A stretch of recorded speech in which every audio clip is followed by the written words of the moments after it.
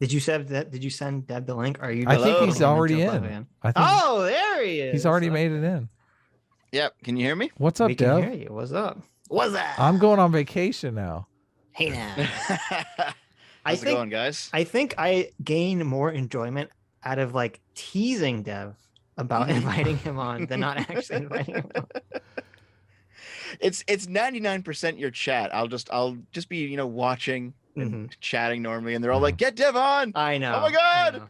I feel kind of bad because it's like whenever anyone chats in the chat, if they're like have a YouTube channel, immediately chat's like, get them on, and I feel bad because I'm like, I bet like most of them they don't want to come on. Yeah. They're like, I'm wearing my underwear, I don't want to talk today, I'm just chilling, and the chat's like, get on.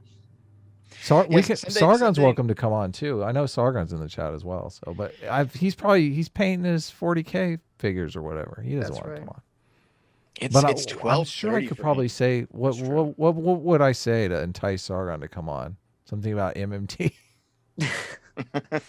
We'll see. Maybe he'll come on when we're watching the Academic Agent. He did say that one chat. He was like, "Oh, Adam's bad takes are making me stop painting." I just imagine Sargon just like, he's got the little figurine and then fuck.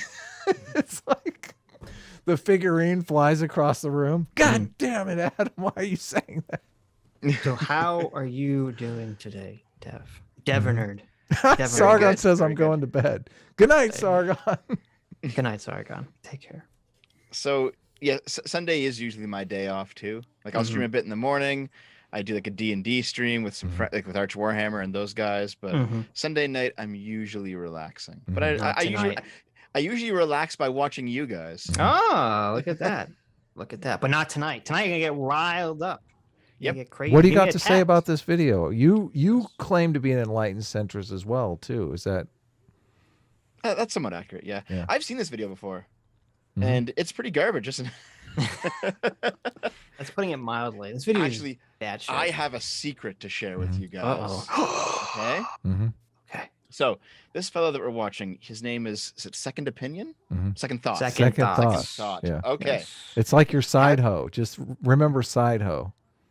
Have you heard about his other channel? The car channel? Yes. Yes, we talked about this. Yes. Have you seen that shit where he's like driving around really expensive cars? I haven't watched any videos. I saw the channel existed. We should bring one up. That's maybe hilarious. Bring one up. Yeah. So yeah, I'll just paste it to you, Adam, because it's a channel where he just gets a hold of really expensive cars, like 6-figure cars, and he drives them around for fun. So where is a socialist like this getting this kind of money? Well, look, I mean, it's it's Hassan's mansion, all over again. Yep. Or if you look at Philosophy Tube or ContraPoints or all these, even this guy too, Second Thought, they all keep their Patreon income private. Ooh. Oh, really? Yep. All of them have privated Patreons. Even The Amazing Atheist at this point does. Yeah. Like if you're left leaning, you're not revealing how much money you're making anymore. It just seems to be a thing. Isn't he supposed to be an anarchist or some nonsense too? Amazing Atheist? Yeah. I don't know. I haven't watched him in like a decade. I try, like people want us to cover his videos sometimes, and I just like I can't. He's so annoying. His voice is so annoying. The way he talks is so annoying. He's perpetually angry all the time, and he just says the dumbest shit. I'm just like, oh my god, I can't listen to it. Making friends. I don't make friends. Fuck friends. Adam's the friend guy. Okay, I'm the antisocial misanthrope. There we go. When you listen to someone like Vosh, he's obviously well educated. He can talk about theory. Now all of his ideas are fucking garbage, but he at least can quote theory at you and say, I have read this writer and he thinks this, and here's the difference between libertarian socialism and democratic socialism. Fair enough. Sure. Then you listen to somebody like Hassan or somebody like The Amazing Atheist, and they don't have anything to fucking say. They're just like rich bad, even though they're rich. Right. Yeah, no, that's true. There's not even the pretense of a real analysis there. Yeah. But like you might get with Vosh sometimes. That's true. I don't get a real analysis with Vosh at all. I haven't yet to see that. At least Vosh can analyze Vosh things according to his own nonsensical bullshit. theories. Vosh is all just bullshit. He is, but at least he's quoting bullshit theory. He's not just saying, well, "My rich man not bad." really though. I mean, when has he ever done a video or anything where he's like none of the stuff on CRT did he even seem to really understand? You're right. I take it back. Yeah, I take it back. So right. and what on? I mean, he You're understands worker co-ops from Wikipedia. Like he's never read a book on economics or anything like that. This became really apparent with the Hassan's mansion thing, because we watched Hassan's video defending his mansion, and all his arguments were basically like, "Would you want me to be homeless? A socialist not allowed to make money?" Yeah. And then we watched Vosh video, and he said the exact same thing. Well, you think socialists could be homeless? You don't think we should have money? But he said it in a slightly smarter sounding way, and that was the only difference. Yeah, what theory does Vosh understand, or has he articulated? I think he has some grasp of like classical communist theory. I did see at least one stream where he was reading Marx, and like the stream was just him reading the theory and talking about it. So it's like, okay, fair enough. There's at least some minimal value in that, you know? Yeah. Well, I mean, even in the worker co-ops, he's talking about, it's more democracy in the workplace. But you listen to them talk about how that would actually be implemented. It's obvious they're just bullshitting. They have no idea how any of this shit works. Yeah. Whenever you listen to him debate somebody on democracy in the workplace, his argument just seems to be democracy is good, therefore more democracy in other places is also good. But it doesn't really line up because democracy isn't appropriate everywhere. It's appropriate in government, but it's not appropriate everywhere. Yeah, no, democracy can lead to the tyranny of the minority, because if anyone has if you break up different people want different things. Like as soon as you pull out 3 things, you're down to like, okay, how do you get a majority out of that? You're catering to the wants of 33%. Like 66% are unsatisfied. Yeah, I mean that's where we are in Canada. We just had an election, and the popular vote went to the Conservatives, but just because of the way we don't want to talk about Canadian politics. Let's get back to this video.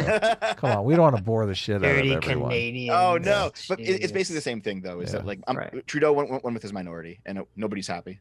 Yeah. Right. I don't even know who Trudeau is. He's the guy that does the Far Side comics. He's the blackface guy. I remember something about blackface. Since both parties are already dragged towards the right by their wealthy donors fearful of the unruly masses, the center creeps ever so steadily towards the right. And with it goes the entirety of American politics. What are we looking at That's here? right, bitch. We are the kingmakers. What's going on? Shut the fuck up and sit down. It's like jars of like semen. I was gonna say that, jars of semen. I don't know, man. No, you know what it is? Wait, this is the breast milk factory. Oh, it is. This is the Starbucks breast milk factory. Okay. You're triggering academic agent right now. He's totally. See, here's what I don't get though: is that it seems like maybe just from our point of view or whatever, but it seems like what he's saying is actually the inverse. Things seem to be trending more left over time, not more right. Yes, I'd agree with that. Yeah, that's standard how politics works. So I don't know why. I don't know where he's getting off on saying this. Conservatism is about conserving. I don't get it. Because this is where he comes. Conservatism is not about fighting for. I mean, it is about fighting for what we lost, I guess. Go ahead. This guy, he's looking at this backwards. Okay. He wants the socialist revolution. So everything that he talks about, all his propaganda is aimed around this idea. So if he can convince his audience, like it's hard to convince an audience where the country's moving to the left that you need to revolt and have a socialist revolution because it's already moving towards the left. Why are people going to revolt? But if you tell your audience that everything's moving towards the right and fascism and there's no hope, then you need to have a revolution. Oh, this is the social fascism stuff. Then, if you've heard about that theory, yes. Tell us. Yes. Yeah. Okay. So I'll give it to you quickly then, since you already heard it. Social fascism was an idea in the 1930s that social democracy, so just capitalism but with a welfare state, it impeded the working class tendency to revolt, and so it was a tool of fascism. And that's basically the theory. So when you expand that out, you have socialism, and then you have everything else, and everything else is just different shades of fascism. Yeah. That's why you see online sometimes, like the people who are really deep in the culture war, they'll say stuff like social democracy is the left edge of fascism, which is completely fucking ridiculous. But there's actually, I can't remember the name of the book. There was a good book on the idea of social fascism and just how stupid it is. I have to look it up. All right, cool. It's I don't think the bread tubers and the socialists will admit this, and they won't use this language, but that's what they all believe. They all believe that democracy and a lot of this stuff just gets in the way and impedes the socialist revolution. Right. Yeah. That was I did a video on this topic, and I found the clip of Vosh saying, is liberalism fascism? He's like, well, yeah, kinda. I think I saw that video. Yeah. Oh yeah? Oh no. Yeah. Yeah, Vosh is against liberalism. It's fascism now. Well, obviously, all socialists are against liberalism by definition. But election year, the Democrats elected to the highest levels of power get there by feeding us the same lines. They say, we alone provide an alternative to the past X years of disaster and the objectionable Republican figurehead. We alone are the barrier that prevents the free reign of regressive, conservative politics. And we centrists hate that shit because we want to know what you actually stand for.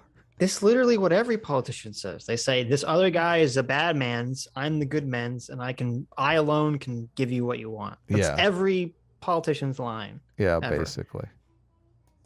Surely you would, the fascist. And yet, in the very same breath, they assure us that they need to work across the aisle, that our democracy hinges on their need to move towards the center and capture the mythical swing voters who decide the election. Mythical. He just called you mythical. Yeah. The mythical swing voters in the center aren't mythical. They're actually real, and they're actually most people. Yes, this is great. This has been well documented. They have most the crown. people aren't communist revolutionaries. I know. It's fucking crazy. This is the only reasonable approach. This is what it means to be electable. All the while, America... Then win a fucking primary, you asshole. Like, if there's some other magical way for the socialistic power, then win a primary, asshole. Actually win elections, but they don't. They never win. They always get their asses handed to them, and then they whine about it. Yeah, the Democratic Party is wildly different from state to state too. Like if you dropped AOC in a Democratic Party, somewhere in the Midwest, even in a predominantly Democratic district, I mean, she'd probably lose that election. Right. She's in a super left-wing district. So all the things she's saying appeal to those constituencies, but if she tried that shit in Ohio, she'd probably get kicked to the curb. Yeah. Definitely. American politics move steadily further right. There is some hope, though. Within the Democratic Party, progressive figures are gaining... There's your hope right there. There's your hope. Ilhan Omar. Wow. Yes. Yeah. That's what Second Thought wants to see. He wants to see an entire Congress right there. Isn't she the one that said like Israel's hypnotizing the world with their evil money or something? Yeah. That's what Wait, she said evil money. Yes. She said both. She said they hypnotized the world. Oh, okay. So there was I think a recall election or something in the States recently. I forget who it was, but there was a the Democrat was a black woman. Yeah, she said the evil money that came in from the Jewish the evil past, money came in and destroyed her campaign, but she spent more than her opponents actually. Yes. What? Yep. Yeah. Yeah, but her money wasn't from Jews. So her money wasn't evil. Okay. It wasn't from Jews. So, I know. She's anti-Semitic. Can you imagine having a whole Congress of anti-Semites? It'd be just like the 1950s. And Second Thought is saying that the Republicans are trying to get back to the 1950s. Yep. Socialists hate Jews. I know. It's weird. I mean, it's totally weird. Is it? I mean, Marx, I think he was born Jewish, but I think he became self-hating. I mean, oh really? I didn't know. Yeah, he wrote a paper called "On the Jewish Question." And it's basically about him talking about how much Jews suck. So really, that wasn't quite it. It was more to it than that. But I've read On the Jewish Question. I've read it intensely. I've read parts of it. I'm like, whoa, this is pretty fucking anti-Semitic. Basically, Marx describes liberal society and property rights and the liberal conception of natural law and natural rights and how all these things work to create a successful liberal society. And then he says this is all bad. Yes. And he gives a few really shitty reasons as to why it's bad. And then he says that Jewish culture is basically marching in lockstep with this terrible liberal society. And so for the Jewish people to be emancipated, they have to be emancipated from Jewishness. From Jewishness, Wow. yes. That's pretty Well, he says not only he said not only they're marching in step with it, but that they're promulgating or propagating this liberalism. So basically, I mean, he and all the other socialists believe the Jews control the money conspiracy. Come on, you're scaring Elon Omar. Let's move on. She's terrified. Traction and getted. The policies that are considered too far left by corporate Democrats, like Medicare for All and the Green New Deal, are actually the policies that are kicking them out of office and earning their more... Can you imagine? The Green New Deal. Who is the Green New Deal kicked out of office? Who are these super progressive socialists that are primarying all the Democrats? Can you imagine? These people would be shaking in their boots if they could get a vote on the Green New Deal. I know. None of them want to see a vote on the Green New Deal. No. And it's funny because the future of clean energy is probably going to be nuclear. It's not going to be like fucking windmills or anything. And see, as somebody who's from outside the States, does the Green New Deal include any nuclear energy? Probably not. I'm trying to remember. I have no idea. I've never looked at it. Because if it doesn't, it's a fucking joke. I only heard the laughter heard around the world when the Green New Deal came out, but that was before I was into MMT. So, and then when I read that AOC is an economist and that she understands MMT, I was like, oh, now it all makes perfect sense. I've still got to hear your MMT rant someday, Adam. I don't have a rant. I have a perfectly logical, reasoned argument. It's other people that are ranting at me. That's true. That's true. I still got to hear it someday, though, because I'm kind of curious what you have to say about it. But it is true. We triggered the entire chat when we talked about raising the debt ceiling. Nobody wanted to raise the debt ceiling. Yeah. So I've seen this is the problem. I type in Green New Deal, nuclear power, and you get articles that say Green New Deal sucks and they don't want nuclear power. And then there's other articles that say Green New Deal leaves the door open on nuclear power. So I don't know. I just think the practical reality of it is going to force nuclear power eventually. Oh, I agree. Because I agree. Like wind and water and solar work to a degree, but you're going to need nuclear. It's just how it is. Democrats are turning around on nuclear, so maybe we'll make some headway. Everyone is. They're starting to realize it's the way to go. Counterparts a spot at the table. That being said, progressive politicians regularly find themselves... She's so hot. Look at that. Oh my God. So pissed off. So angry. Look. Oh my God. Are you serious? Just imagine an immigrant under that beating that she's doing. Look, she's whipping. She's whipping an immigrant, guys. Adam, do you have like a secret stash of AOC deepfakes? Oh, no. It's not secret. It's very public.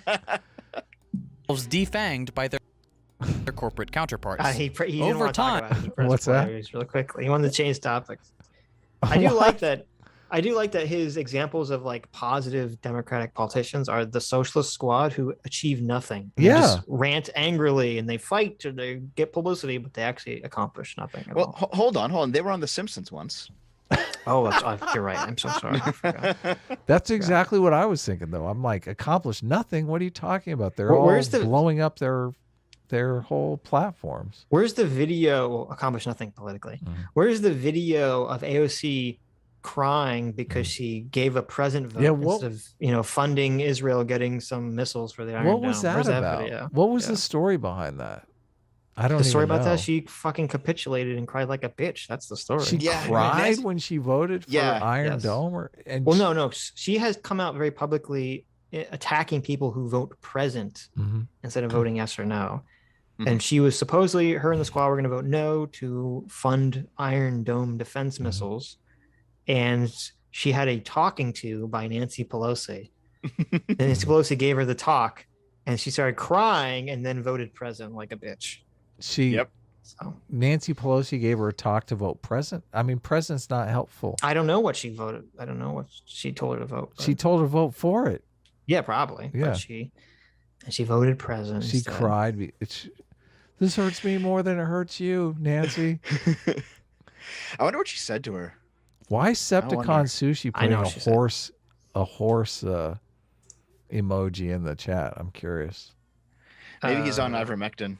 Because AOC looks like a horse. That's why. Oh, is that the thing? Yes. Does she? I don't know about that. That's they say the that line, about, isn't it? They say that about Julia Roberts too, but I mean, maybe I just have a thing. Maybe it's just horse girls. I don't have much respect for AOC, and I completely disagree with a lot of things she says. But if she stood her ground and voted no, I'd actually respect her. At least for standing up for what she believes in, even though I don't believe in it. But she's just a cuck in the end. She is one of those everyone is racist. Like, she's completely racist against white people, and that just bugs the shit out of me. So yes. I could not. Yeah. Like, she's a racist piece of shit. I mean, she's hot, but she's still a racist piece of shit. So I mean, that takes a lot out. Takes a lot out of it. Listen. Her husband is white as can be, but she's racist against white people. So. Well, that's usually how it, comes about, right? Well, no, they say that. They actually say that because a lot of guys will be like, I'm married to a Latino, and people say, oh, you can still be racist and married to someone of a different race. Yeah. So I guess it works. I guess you can throw that on AOC then. Who's Martin Webb? I'm not sure. I'm not sure either. I've seen him a bit though. He says he's got a little YouTube verification check. I'm not familiar with the channel. He says nuclear power is fictional. No technology exists. I don't know. Nuclear weapons do not exist. You see, I don't know about that because I don't know what that means. My best friend's grandfather worked on Canada's nuclear program. It exists. Well, I mean, we did drop nukes on Japan. I don't know what you mean when you say nuclear weapons don't exist. You're making some esoteric definition. All of those photos were faked. Oh, I see. Yeah, I see. You don't know this? I don't know this. No, I'm not familiar with the nuclear conspiracy. No. Interesting though. They are related into the centrist fold with every concession to the party's elite. So, while electoral politics do provide some short-term gains, most notably starting the radicalization process of many apathetic Americans. Wait, he said radicalizing Americans is a good thing. Is the gain. Right. Yeah. Okay. Yeah. Radicalizing people. All right. I have met a number of people at this point who view radicalization as a good thing as long as it's in their direction. Of course. Yeah. What is radicalization, though? I mean, what does he mean by that? To become socialist, I guess. Yeah. Well, he's probably using when they say radical, it's like radical feminist. Radical means you want to overthrow whatever the current system is and replace it. I wonder how he feels about the ethno-nationalists trying to radicalize the Republican Party. Would he call that a positive? Probably not. Actual change will only come from popular grassroots movements. If you're looking for ways to get involved, see if any groups near you are looking for help. Joining your local chapter of a national group like the DSA, or any of the several left-wing political parties, or your city's mutual aid collective can have a bigger impact. I am contemplating joining one of these groups just to kind of just to film it, do a little intel. Yeah. Well, I'm so curious because I feel I just want to know what these people's material conditions are like, because it's just I don't see a lot. I've not seen a lot of pain and suffering in my life. So see, that is something that I did way back in the day. So at this point, I'm not going to make any claims to being a huge channel or anything, but I'm big enough that people here locally know who I am. But say, aren't you have 100K subscribers? We're I guess Sitch has 100K. I don't have 100. Yeah, we're like pittance, okay? Yeah. Your main channels both have a lot. I'm nobody here. No, we're nobodies. Okay. Well, in any case, about 6 years ago, people didn't know who I was, and fine. So I went to a Antifa meeting at the university here in my city, and it was all just rich kids. I just wanted to see, but it was all You're doing just the same rich thing. kids. Yeah, that's what I'm curious about. It's like, you guys really have it so bad? Yeah, there were 19-year-olds, 20-year-olds, 21-year-olds getting paid school by their parents, don't know a single thing about how anything works. There are people out there suffering. I can feel it, Adam. Where? We should help them. Yeah, I don't get it. I really don't get it. Than you think. The main takeaway is this. The United States is run by a two-party corporate duopoly. Both the Republicans and the Democrats are beholden to the same corporate interests. And both parties are dedicated to the maintenance of the untenable and increasingly dystopian neoliberal status quo. Both our major parties are right-wing. What is dystopian? The neoliberal status quo. When you're talking about, lawlessness and like defunding the police, that's, I think, dystopian. I'm like, pretty, okay, yeah. now I can't walk down my street because some asshole decided to defund the police. That's dystopian. Those are the policies of your side, motherfucker. What are you talking about? How is tough on crime dystopian? I just don't get it. Haven't you seen RoboCop? Haven't you seen Judge Dredd? We're gonna live in the Judge Dredd future. Listen, in Demolition China, Man. Demolition Man. That's actually more like a leftist future. But. In China, they're locking up the Uyghurs, who are just culturally different. No. That's not happening. That's fake. Oh. Listen, we learned that from Jimmy Dore's show. I dug That's in. not really happening. I dug in. It is very real. I listened to a couple of podcasts. Vox, actually. Those are CIA plants, Adam. Okay. They had this chick who went into the Uyghur area and filmed them taking away a bunch of guys at night. No. That's just CIA propaganda. China did nothing wrong. China #1. They interviewed a woman on the train who was like, "Oh, I can't talk about politics." I'm like, "What the fuck? That's what that's like 50% of what we do in America." That's true. Can't talk about politics. Adam, it's all crisis actors. Yes. No, I don't. See, Sorry, Alex Jones. They took the same crisis actors from No, don't say it. Don't say it. That shooting, and they just gave them some makeup to make them look Asian, and then they filmed them and said that they're Uyghurs. What's going on for the Uyghur genocide is dystopian. That's not happening here. People are committing crimes, being arrested, and I mean, there's way too many police shootings, but there's just as many police shootings on both sides of the racial divide. Didn't Jimmy Dore compare? And they're Uyghur, tiny by comparison to the population. Didn't he compare the Uyghur genocide to the Japanese internment during World War II? I think Wasn't that the comparison he made? He made some ridiculous comparison like that. He's one of the good leftist guys. We're actually supposed to go on Kurt Metzger's podcast. Kurt Metzger does videos with Kyle. Is it Dunning? Kyle Dunning. It has a channel that's super popular right now. He's doing videos that make fun of Biden. Like he has the Fresh Prince of Bel-Air. That's like a Biden parody. He does all these impersonations and stuff.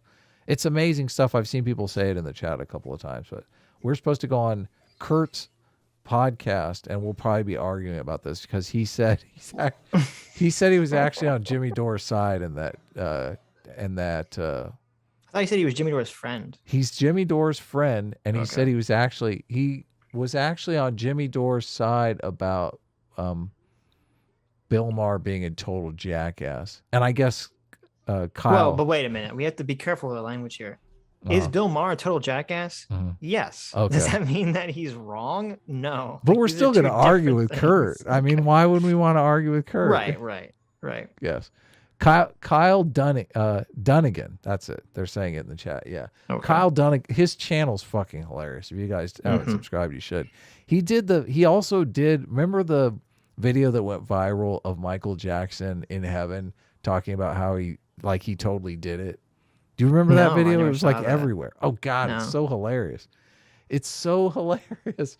He's like, basically Michael Jackson is just admitting everything. So he's doing it like he's got, the digital Michael Jackson face on. So he looks like Michael Jackson, but just uncanny valley enough that it adds to the hilarity of it. Right. Oh, it's so good. Yeah.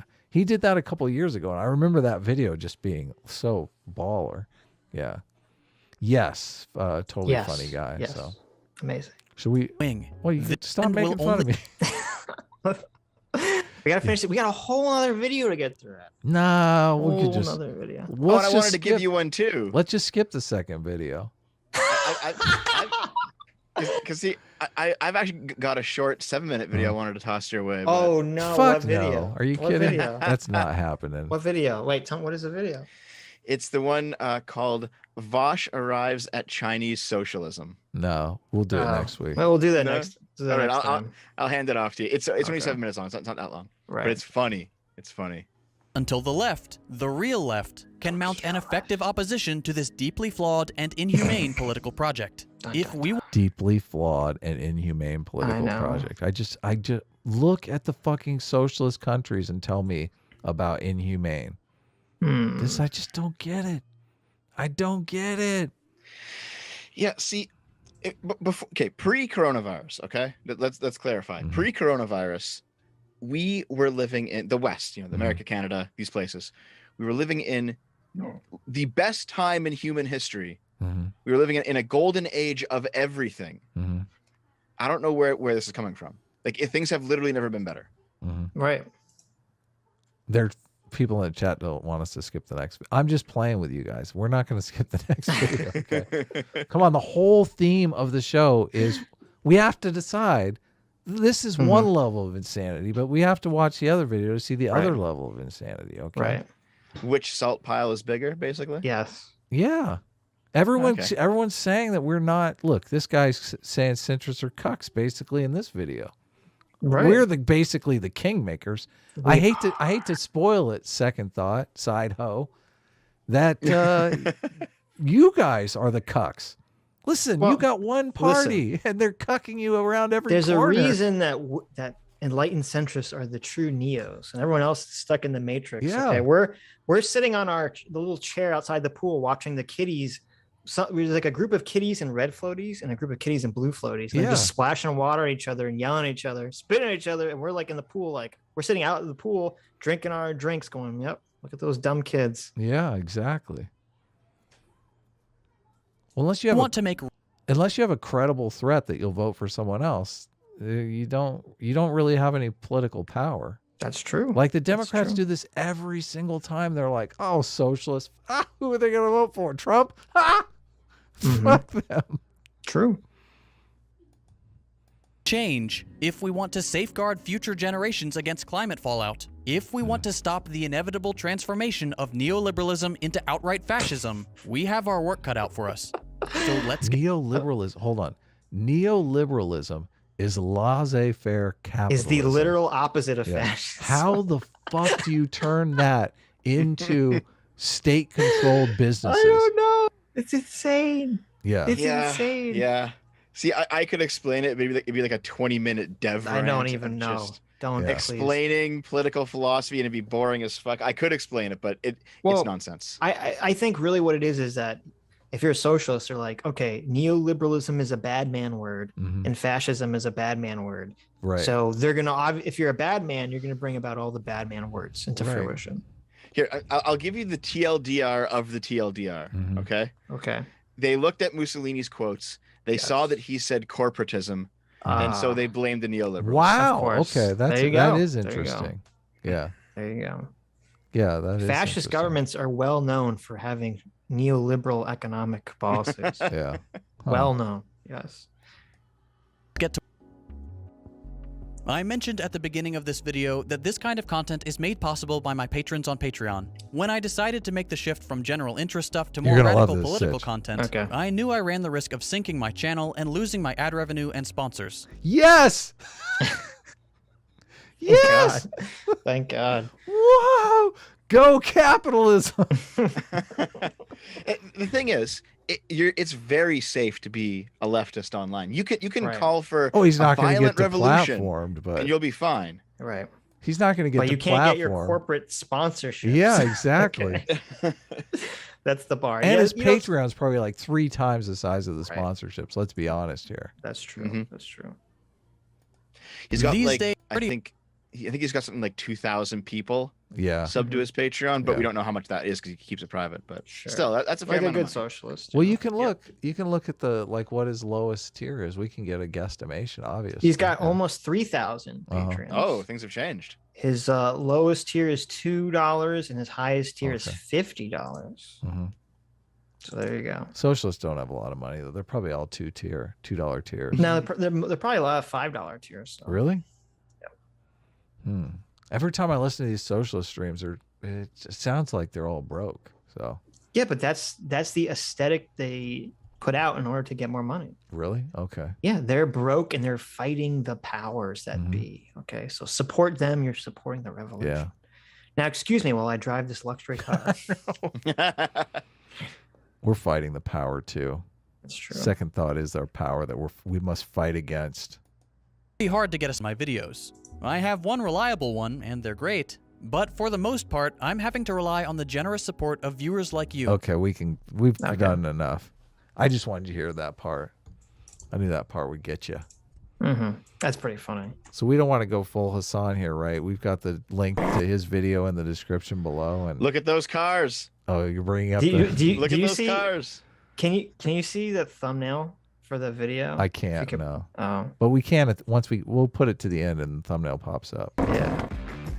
Ooh, look at that. Oh, yeah. If you've been on the channel for a while, you've probably heard me mention the secret project I've been working on with Joseph from Real Life Lore. Well, you recognize that voice? Well, after almost a year of planning and shooting, we're finally ready to launch. As of right now, you can catch our new car show, Grand Test Auto, right here on YouTube. Woo! Socialism is fast cars. Wow, it's nice to be luxury nice cars, to be guys. socialist. Wow. Socialism. Woo! It's a pretty nice Audi right there. Look at that. Side vents. Oh my god. Probably got a rear engine there. Cars to electrics to autocycles, supercars, and of course, a little Porsche. What's this Honda Civic? I don't know. Oh, look, he's in Texas. the Toyota Corolla. Grand Test Auto will always be free and supported by sponsors here on YouTube. But if you'd like to watch the show nice house there too. Look I know. Look ad free and see new episodes. There it is. Look at the channel. That's the thumbnail. Look at that. You got, I don't know which one's second thought. I think the one on the left is second thought.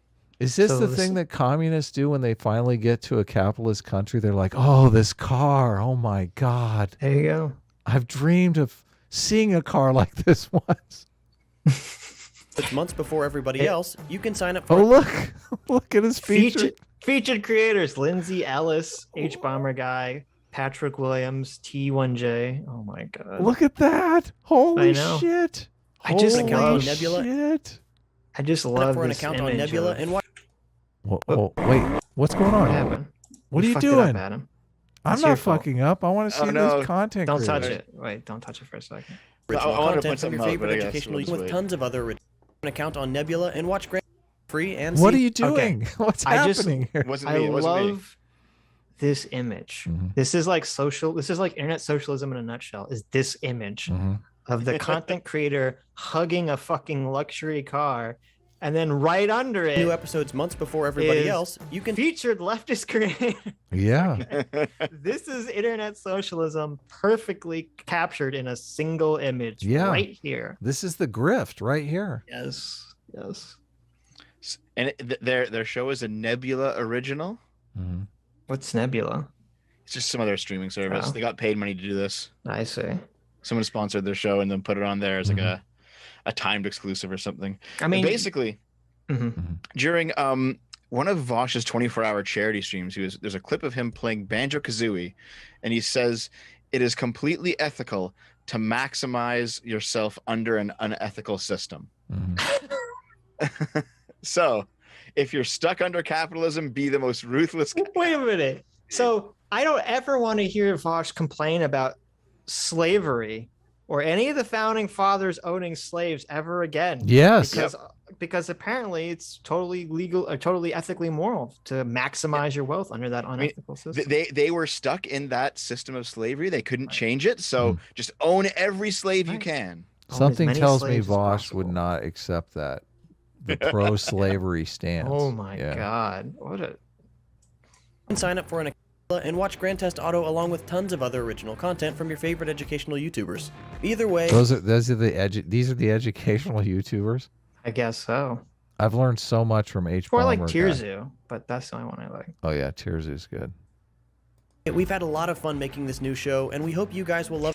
I shouted out Tearzu when I found his channel, and he retweeted me, and then he looked at my content and he took the tweet down. Did he really? Yes. So he is a leftist Yes. then. I'm sure he is. Wow, that sucks. I've seen him be buddy with like some of the questionable bread tuber that types. Sucks. It's sad. She was the only one who's fucking baller enough to like. That's true. That's true. Toss politics aside. All these people like, well, can you imagine like not being friends with someone because they were Jewish or because they were Christian or because they were like some different religion? Yeah, it's insane. It is insane. Which is he the guy on the right? He's the guy on the left, I think. 20 minutes? Come check out Grand Test Auto by following the link below. So he's just young and dumb, basically. Yep. Yeah. And here's someone who was super stupid when I was young and here's a video questionably from his channel. Stupid already. Still stupid. They're driving, and this is from 2019. The Rolls Royce. I like it. They're driving a 2016 Rolls Royce. Yeah. Rolls Royce. And the title is Absurd Luxury. Can you look up how much a 2016 Rolls Royce goes for? just Do they not like show the outside? curiosity. There's a whole video just them talking in a car. Like, is this like the lame version of comedians getting cars and comedians getting coffee? How many luxury cars? How many views does it have? There are other things, but they're not on the same I level. got a friend with a Rolls Royce. Come on, Sitch. Let's go do it. This has like 5,000 views. The channel is like, dead. Oh. No one cares about the channel. Yeah. Oh, really? Oh, it's 500,000 though for that car. 500,000. Oof. Yeah. Yep.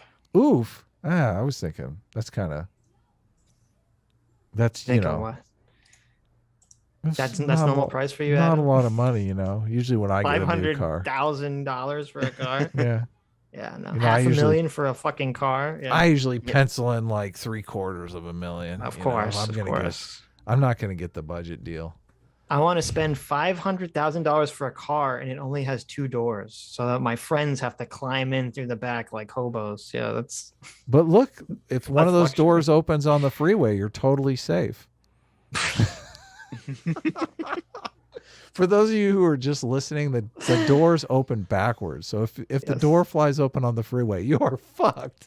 If you're not wearing a seatbelt, you are flying out of that car. I mean, well, no, you're at least losing the listen, door. Listen, I mean, if you're not wearing a seatbelt and you get in a car accident and your door flies open, you're flying out of the car regardless. Can you of the imagine? direction of Okay, the door. Sitch rents his car for his hot date, and he's driving down the freeway. His date's like, "Oh, my phone fell down." She opens the door. Oh my god! She opens the door thinking she can just open it a little and grab the phone. Boom! Nope. The door's There she goes. Yeah. Yeah.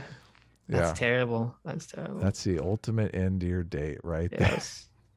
Full of ultimate luxury end as to a lot of this. I mean, this is like discussing the difference between a Lamborghini Aventador and a Toyota Supra. Yeah. When you're discussing, This is so fascinating.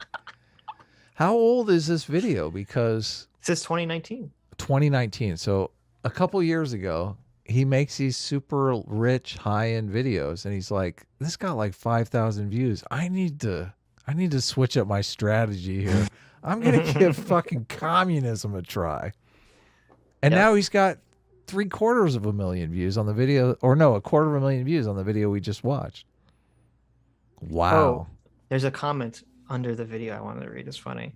From 1 month ago, it says, "Am I the only one confused by the irony of a channel heavily devoted to class struggle and climate crisis awareness making a channel about test driving wildly expensive and extremely wasteful vehicles?" Wasteful. Yeah. Someone says, "The clash consciousness probably kicked in later." Is that the one he replied to? No, he didn't reply. There was Okay. one that he replied to, but this one. Yeah, there was one. There's one that he replied to. He says something like 6 cruise ships spend or produce more carbon than all the cars in the world combined, so don't blame me. What something like about that. ism? What It's always about someone else's fault. Yes. what about it? He's like, shut down the cruise ships. My cars are just fine. It's not the cruise ships, dude. It's that you're making videos about class struggle when you're obviously in the bourgeoisie. Right? Someone commented saying, "Conservatives be like, how can you own expensive cars if you are a socialist?" Yeah, no, that's actually a good fucking question. Yeah. That's just writing it in a mocking way does not actually answer the question. Yeah. Fascinating. All right, So what's there you next? Where's that crazy abs video? We're gonna watch that, right? We're gonna watch that now. Oh, you're doing Yeah. the abs video? Yeah. That's yeah. You didn't. I thought that's why you wanted to I come found- on. I thought that's why you wanted to Dev. come on. Oh no! Why See, did you want to come on? No, because of this video, the previous one. Like I actually had a lot to say about that one. Oh, okay. And I was because I had seen it a few times at this point. It'd been making the rounds. Mhm. Did you miss anything drag you it out wanted to say? I kind of want to just drag it out and not ever cover the video because Academic Agent is in the chat and he really wants us to get to the video. So I want to kind of just keep not getting to it just for the comedy. Here, let's just skip to the end here. I'm just such a troll. Let's just skip to the Let me end. just tell you this. If I was in charge, the regime would force you to stop being such a... I'm aware that Susan is listening. Oh, what a dumb If video. you Okay, are let's a young chat man time. watching Yeah, this super chat who time. wants What your a girlfriend terrible, to... stupid video. Okay, Did you get this Okay, no, part? Oh my God. I'm joking. He was going full of mask off there. I know. Did you he's hear calling what out happened? Susan. He's calling out Susan. No, he pulled his punch. He was like, "Oh my God, the CIA is listening." He's gonna say a word. What was he I don't gonna know what word it say? was. I don't know. He said, "If I had my way, I would." Well, They would get the wall, something like that. Wim Quinn for $20. Thank you so much. WM Quinn says, have you guys seen the latest hit piece on Blair White by The Right Opinion? He had the same position as Big Joel on the debate. I tried. A bunch of people sent this to us. It's like a 3-hour video or something. It's insane like that. I watched or I listened to 40 minutes of it, and I was just bored to tears. Yeah, he didn't Oh, really. God. He started off, and it made it seem like he was really going to go after Blair White, and I thought, fuck, if it turns out that Big Joel was right, and we just did that debate with him, we're fucked. Big Joel was right about what? About Blair White. Yeah, he's not fucking right. I know. First of all, I started watching the video, and I'm like, what? This is ridiculous. What is he complaining about Blair White? I didn't see anything I don't know. massively. Yeah. I don't terrible watch in The it. Right Opinions content, so I'm not super familiar with it. I tried to watch the video. It was boring as fuck. It was just him basically whining that Blair's mean. I'm like, okay, I mean, I agree Blair's mean. Like, she's got kind of that mean queer girl aesthetic thing that exists. You know, what do you want me to do about it? Like, He did. So I don't care. I only watched half the video, and he was making the argument that Blair makes herself out to be a voice of moderation, but it just milks the drama shit and is not a voice of moderation. Which there's an argument to be made there, but it's fucking so what? True. Yeah. So what? So what? I don't care. Yeah. Yeah. And that was So- weird because I don't watch Blair's content. I find it boring. Yeah. We just covered that. We didn't even cover the debate because it's funny. We originally covered that debate not because of Blair, but because Carlin was in it. Well, no, and also because it was crazy. I mean, And because what Witzke. Lauren was And saying also, was so fucking crazy. Yes. People encourage us to cover the right. They constantly say, all you do is fucking bitch about this SJW. All you do is complain about red tubers. So it's as soon as there's anything where people on the right are going fucking insane, it's a perfect opportunity. Like this video, this abs video, it's like people on the right going nuts, going full bonkers, full crazy, man, fully insane, just losing their minds. You know what, actually, I'm curious, since you're in the chat, Academic Agent, did you see the debate, the Blair White Lauren Witzke debate? And did you make a video? I'm curious as to what your thoughts on that video is. Hold on here. You want to hear Academic Agent doing his impersonation of Lauren Witzke? I got it right here in the end of the video. Here, let me cue it up. Let me cue it up for you. No. Okay. Isn't this Academic Agent's Lauren Witzke moment though? Is it really? I mean, I feel like it is. Let's be fair. We'll watch the video first, okay? What are you talking about? Be fair. Who's Lauren Witzke? Or who? I'm sorry, I don't know who that is. Lauren, you didn't see the Blair White Lauren Witzke debate? No, I don't watch much Blair White. So Blair, we covered on the stream too. Blair, Carlin Brushenko had a debate with Lauren Witzke and John Doyle, right? That's his name. or is it Ed Doyle? I don't know, some Doyle guy. And basically it was about what is the future of the Republican Party? Should it be a economically conservative party that's kind of like socially libertarian, or should they go back to being Bible thumping, hating the LGBT community? And it's an insane debate. And Lauren basically is like horribly an asshole to Blair, saying that she should grow out her mustache and stop living as a woman, and like all sorts of crazy shit. And that's what you should watch. Actually, we had a debate with Big Joel about this video. That's pretty fascinating. But I brought up Sitch sent me this thing before we started, this little screenshot of the chat I brought up here. Was I supposed to, what is this?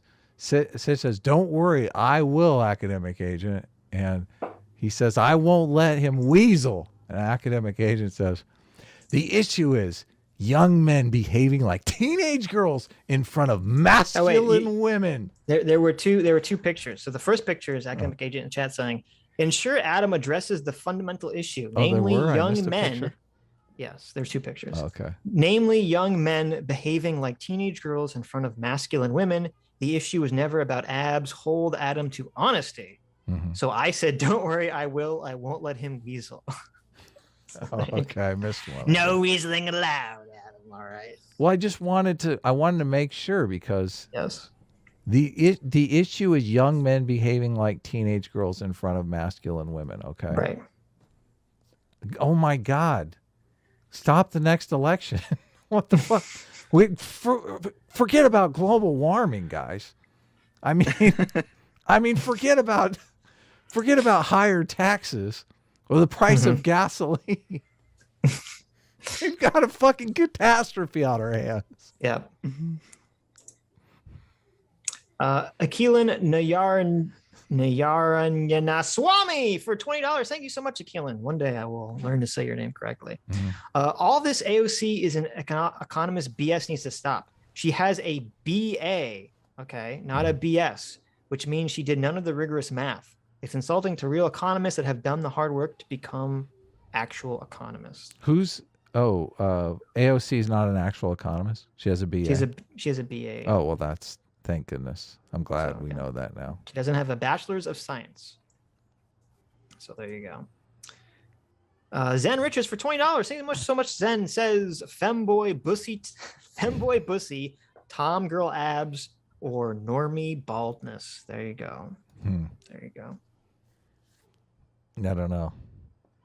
Anyway, let's get in to the video. Buy Foundations of Writing on the Hell no, we're not buying this shit. Foundations of Writing. This post. Hold on, but I do want to point out. Once you see how mistakes are made, you will not unsee them. You will know life. It is interesting. Foundations of Writing. It is interesting that he has this foundation of writing thing. And it does say punctuation right here. And then there's a typo in the first thing he posts. Buy it now. I came across a thread on Twitter today. Here's how it started. Enough politics. Abs time. This post had almost 60,000 likes and over 800 replies. That girl's hot. I don't know what the problem is. You know who she is? No, who is that? She is Lean Beef Patty. That's her Twitter name? That's her TikTok name. Oh, jeez. And she posts her workouts and stuff and her dieting. It looks like a 3D. That's not a real person. It looks like a 3D thing. Hold on. I'll find it for you. I'm gonna be honest. Now that I'm seeing full body pictures, less attractive. That's a little disappointing. A little disappointing. That was a good angle. Listen, there, you sexist piece of shit. Hey, I'm just look. Sometimes things aren't what they are. Right. I'll come in a moment. I don't care about who this person is.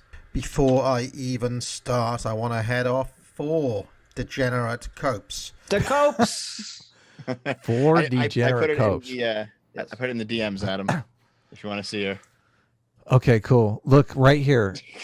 I'll skip to the punctuation error in cope number 4 here. Stop getting triggered and acting like a prude bro. What's a prude bro? Tell me. What's a prude bro, guys? Have you ever heard of a prude bro? Do you guys hang out with prude bros? Nice. Like, to Mr. Dyslexic, be nice about. Stop acting like a prude bro. Well, no, he's selling he's selling a foundations of writing that's supposed to teach me punctuation. Okay. This fourth cope, I'm having trouble coping with the punctuation here. Okay. Yeah, fair enough. Fair enough. I just know some dweeb in the chat or the comments will be trying to make. Let me save you the trouble. Dweebs right here, right now, watching this video, talking to you. Oh, we're way past the comment section. We're 3 dweebs, okay? Way past the comment section. I've seen this video before, and he lays out these 4 copes, but he doesn't actually refute any of them. He says they're copes, and then the video continues, and it's like, well, just because you predicted good arguments against what you're about to present doesn't mean that you've actually disproven those arguments. No. You're nitpicking and biased. Bye-bye. Oh, okay, all right. Okay, that's the only argument you need. Nitpicking? Right? I was making fun of his punctuation. Yeah, exactly. But see, if you label something as copes, then you just, you don't have to address it. Copes is a way of dismissing it. It definitely is. Cope harder, right? Now, I think you could be more fair and say these are straw man. These are not addressing my point. Now, that would have been more fair than calling them copes, but. First of all, the first one, what's wrong with abs? Do you want girls to be fat? That's a hell of an argument right there. Right? Well, that is an argument, but he's academic agent from necessitantly pointing this in chat and from the video. And I listened to part of a long stream he had with a bunch of other people about this video. Doing your homework. Look at that. S-class delivering. Seems to be, S-class is all about doing their homework. Main position seems to be about this idea that there are these gender roles or gender norms that either nature or religion has kind of put upon society, and that we should follow these gender roles, and that girls being buff and domineering and men being presumably not buff and submissive is degenerating these natural gender roles. Yes. Yeah. That seems to be the argument. Yeah.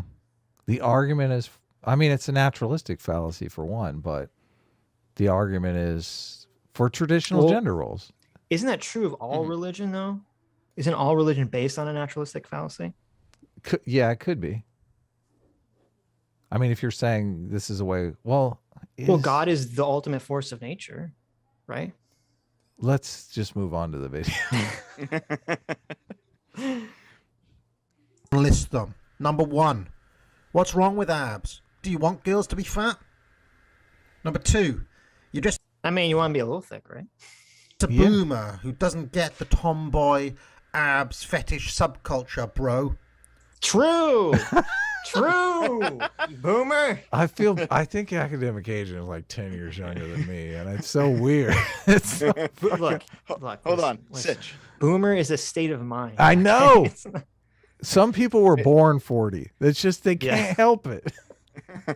Sitch, are you on the tomboy abs fetish subculture train? Not really. No. No, it's not your thing. When I see like a girl with like buff abs, like I'm neither attracted nor repulsed. It just doesn't do anything for me. Yeah. It's just like, oh, okay. Like I don't really care. Neutral. Yeah. I can be impressed by the work put into it, but I'm neutral on it. Yeah. Yeah, I'm neutral. It doesn't affect me. Yeah. It was funny because I think it was V made a response to this, and he kind of pointed out this funny thing, which I didn't even realize. He said the Venus de Milo has some pretty nice abs. What? And I was like, really? And then I brought this. I'm like, oh, you're right. It does. I never even noticed. The Venus de Milo has some pretty rock and washboard abs. So, nice. There you go. Number 3, if you're against this, it's obviously some insecurity on your part. Notice he doesn't respond. No agent. We know you're just insecure. No response. About the powerful abs of the woman. It just makes you feel inferior. We know it's true. Deep down. Very clear. He does not respond here. Now, do we know if academic agent is beach body ready? I'm not certain. I'm not. I'm beach body ready academic agent. I'm not beach body ready either. So I'm glass houses over here. But I'm not the one making this video. So. Number 4, stop getting triggered and acting like a prude. bro. Wait, he put the comma in when he read it. What's going on here? They're just being ironic and exaggerating, trying to wind you up. Well, I mean, that is true. That is like 100% true. Yeah, like, it there are actually is people. true. Yeah, there are people that are like really fetishizing about tomboys and fetishizing about muscular women. But come on, like most of it is people who are just fucking really wild, really riling people up. So much of the craziest shit that you see on Twitter, I'm convinced it's like, oh, I'm posting this to trigger the conservatives. Of course it is. It's like, yeah, a lot of it is. Come on. Well, or to trigger the socialists on the other side. Same. Yes. Yeah. Well, I talked about this on a previous stream about how like when people are posting in certain message boards, there's like this attitude of how to behave. That's like on 4chan, everyone acts like a total asshole. But it's like that's part of like, oh, if you're posting on 4chan, you're supposed to be an asshole. Like that's kind of like there's like this idea of how to act. And so a lot of Twitter is people kind of acting in these manner, and they're butting up against normies who are just kind of trying to use Twitter like a normal platform, and it kind of creates this weird conflict of like two worlds colliding. Yeah, exactly. That were never meant to be together. Most people are not used to, the opening salvo on Twitter being like, "You're a fucking idiot." It's like, okay, whoa, bro, slow down. Exactly. Well, here's the thing. The fourth point. I think the reason he heads this off at the pass is because the majority of his argument revolves around one picture, which the video gets into, and I am very sure that the picture is a joke because it describes a person that I'm not sure actually exists. Like in real life, like people might be ironic, they might joke about it, but like I don't think that person exists. We'll get to the picture as we keep going. Okay. I'll point it out. Listen. This obviously was inserted into the video after the video was made. Like he did this epic rant thing and then listened back to it and thought, "Oh, I need to add something in here." I kind of like that style though. What's that? I like that style of just putting in a movie clip every once in a while. It's kind of I like that. No, I don't mean the movie clip. He means the copes. The copes. Oh, okay. All the copes were added after the fact, after the video was made and digested. Yeah. All that. Suggest. That's like that's not a real woman there, is it? I thought that was like a 3D picture. That's a real person. That is the person I linked you in Twitter DM. I thought that was like a plastic mannequin or something. No, man, that's her. That's not real. No way. Real. She has videos. Nah. That skin how, tone. Sweat, hundreds of videos, and lighting works. That skin tone is not. I mean, that's sweaty. Unnatural skin tone. No, it's because she's sweaty and the lighting. This person is a robot. This is not. She's in a gym. Okay. Yeah, she's probably under some awful fluorescent lighting. I guess the hand does look kind of realistic there, but I don't know. I thought this was a 3D image now. It's kind of crazy that I thought it was just like, yeah, okay. Stop. Okay? Enough with these justifications and copes. Don't want to hear them. I don't care. I've heard it all before anyway, when I focused on the femboy issue and the anime to porn to trans pipeline last year. God, we really need to dive into this anime to porn to trans pipeline. That's the video I want to see. Yeah. Right. I mean, I messaged Academic Agent and he doesn't have a short video on this. We're flying blind here. We're just going to have to speculate about that. Well, and as you said this many times in the streams, is that generally, there are anime that has like, femboys and catboys and all that stuff, but like most of animes have far more traditional gender roles than American media. So it's weird in my estimation to kind of throw anime under the bus as being responsible for some kind of behavior like that. I think Academic Agent should watch Kill la Kill. Kill la Kill does not reinforce traditional gender roles. Okay, just because it has a lot of scantily clad women, it's not. I'm pretty sure he would say it's degenerate. I feel like, but Kill la Kill is kind of like, I mean, it feels like traditional gender roles. It feels like there's not a lot of gay trans stuff going on in Kill la Kill. That's true. Yeah. There isn't. But we'll see. Kill la Kill is interesting because if we could remove all the nudity, it's not. Why do you call it degenerate? Because there is a logical reason why these girls. I'm not calling it degenerate. Okay? I'm saying I'm going to assume academic agent. They are not naked to titilize young boys. They're naked. That's literally why they're half naked. To titilize young boys. Well, no, but not in the story though. Not in the story universe. Not in the story. Yes. No, there's a story. Do you want They would be risking their lives if they were clothed, Sitch. Do you want them to die? So are you saying that you watch it for the plot then? Yes, of course. Well, I want to, but the Kill la Kill is actually really interesting because there's always this conversation of like, how do you make a strong female character that's not just like a man with a wig and a dress? Right. A strong female character that's naked. Well, no, but I'm saying if you removed all the because the sexual stuff always triggers people, but the characterization in Kill la Kill is actually very interesting because all the female characters who are the protagonists and are all and the antagonists and are all very strong characters, none of them feel like men. None of them feel like women who are really men. They all feel like strong female characters. Totally. Yeah. That are actually women. So that they're very well written characters.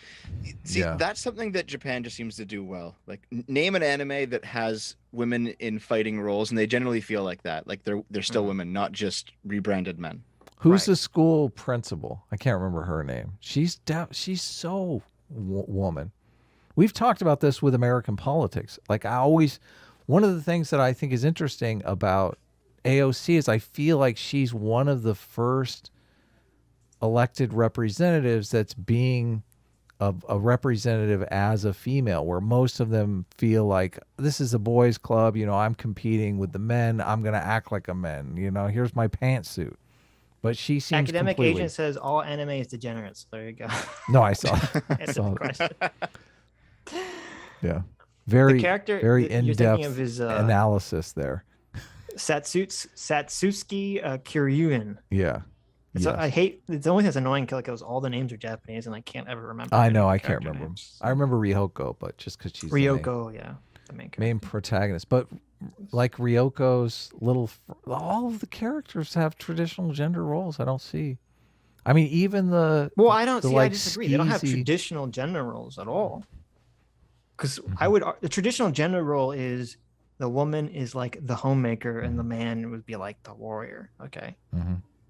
And in Kill la Kill, the women are all warriors, but they all feel like female characters, even though they're all, fighting and doing all that stuff.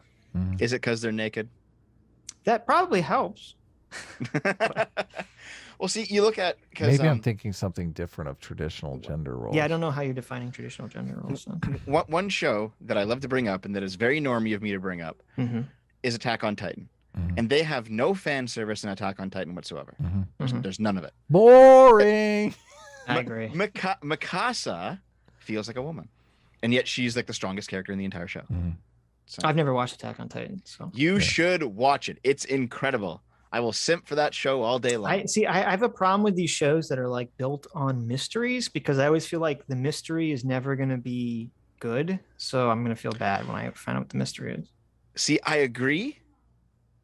This is the one show where it actually worked out for me. Where they hit the 2/3 mark and they pull back the curtain, they open the mystery box and they actually reveal what's going on, and it's actually very good. Okay. It's the I watched Lost too. It was fucking terrible. Right. But this is the one show where it worked. Have you seen Kill la Kill? Not in a very long time. For shame. Not in a very, very, very. When it first came out, and I don't. Should watch it every year. Academic agent should watch JoJo's Bizarre Adventure. I think he would like that a lot. Oh no, I think that's the show for him. Oh no, he would hate that. Oh. I mean, if he likes manly men, that's a show. That's a show to dive into. Now JoJo's interesting because that's if you want to talk about doing weird gender stuff, JoJo's all about these hyper masculine characters, but they all dress ultra not masculine at all. Very metrosexual. Yeah. Yes. So that's an interesting one. But they all run around being very manly. Yeah, I know. How dare you say that in front of my mom? I will kill you. Now many fewer people doubt what I was saying back then. And so it shall be with so-called tomboy abs and this absurd trend that we're seeing. Both of these things, the femboy and the tomboy, point to a deeper existential malaise in a culture that has seriously lost its way. And before you libertarians start, it's not fucking kink, okay? It's not a private matter. It's not a case of what goes on in the bedroom. So please shut up for a second while the Well, I mean, it is like both a kink and it is a private matter. I don't. How is it not? Yes. What you're sexually attracted to is a private matter. Yeah, very much so. Yeah, I would like it to go back to being a private matter. In all honesty, sure. I mean, no, I agree.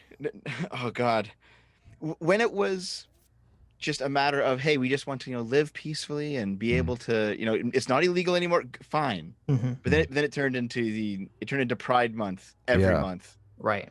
Well, I think there's a conflation that's going on here, because there definitely is a push by certain leftists, especially queer theorists, to train people to deconstruct all of normative behavior around sex and gender. And I think that's fucking bad and stupid. Yeah. Yep. But there's also more people, the majority of people, who aren't doing that, who just say, leave me alone. I want to like what I like. I'm not going to affect you. I'm not going to bother you about it. Yeah. And you can't really conflate those two things. Those are two very different things. Yeah. Pressuring people into not liking what they like or liking what they don't like is bad either way. I mean, this is why we rebelled against, the stupid fucking genital preference videos and shit. It's like, get the fuck out of here. Yeah. What are you talking about? Suck the dick, bigot. Yeah, it's like, that's fucking bullshit. It's total bullshit. Yeah. Natural law is laid down. Hold on. He said something. He said something super incendiary here. We got to back up. Yeah. This is like full on fucking Stalin mode here. I can just imagine Academic Agent like pacing around like Stalin in the back of a. Are you pacing Academic Agent when you made this video? Did you have a wireless mic? Dude, his voice, it's like Stalin pacing in the back of the tent. His generals are like, I'm sorry. I don't know how the men got the picture of the tomboy abs. I couldn't do it. They were just looking at it. Stalin's like, we will annihilate the whole battalion. This sin must not be on our record. Private matter. It's not a case of what goes on in the bedroom. So please shut up for a second while the natural law is laid down. There it is right there. The natural law. The natural law is laid down. Doesn't that sound insidious? Yes, the natural law. So, if Academic Agent in the chat, what is the natural law? Because you don't explain this in the video. And I don't know what you're talking about, because when I hear natural law, I think evolution. I think of how humans evolved and how that primed. Yeah. And is that what you're talking about? Or are you talking about like a religious thing? You're talking about like God here? Yeah. Oh, I know in political philosophy, natural law is it's a classically liberal idea that basically says that humanity has a nature. And so we can, just as we could create other laws for other parts of the natural world, we can have a natural law for humanity and our behavior. Yeah, but if you're talking about like sexual attraction and natural law, where are we at here?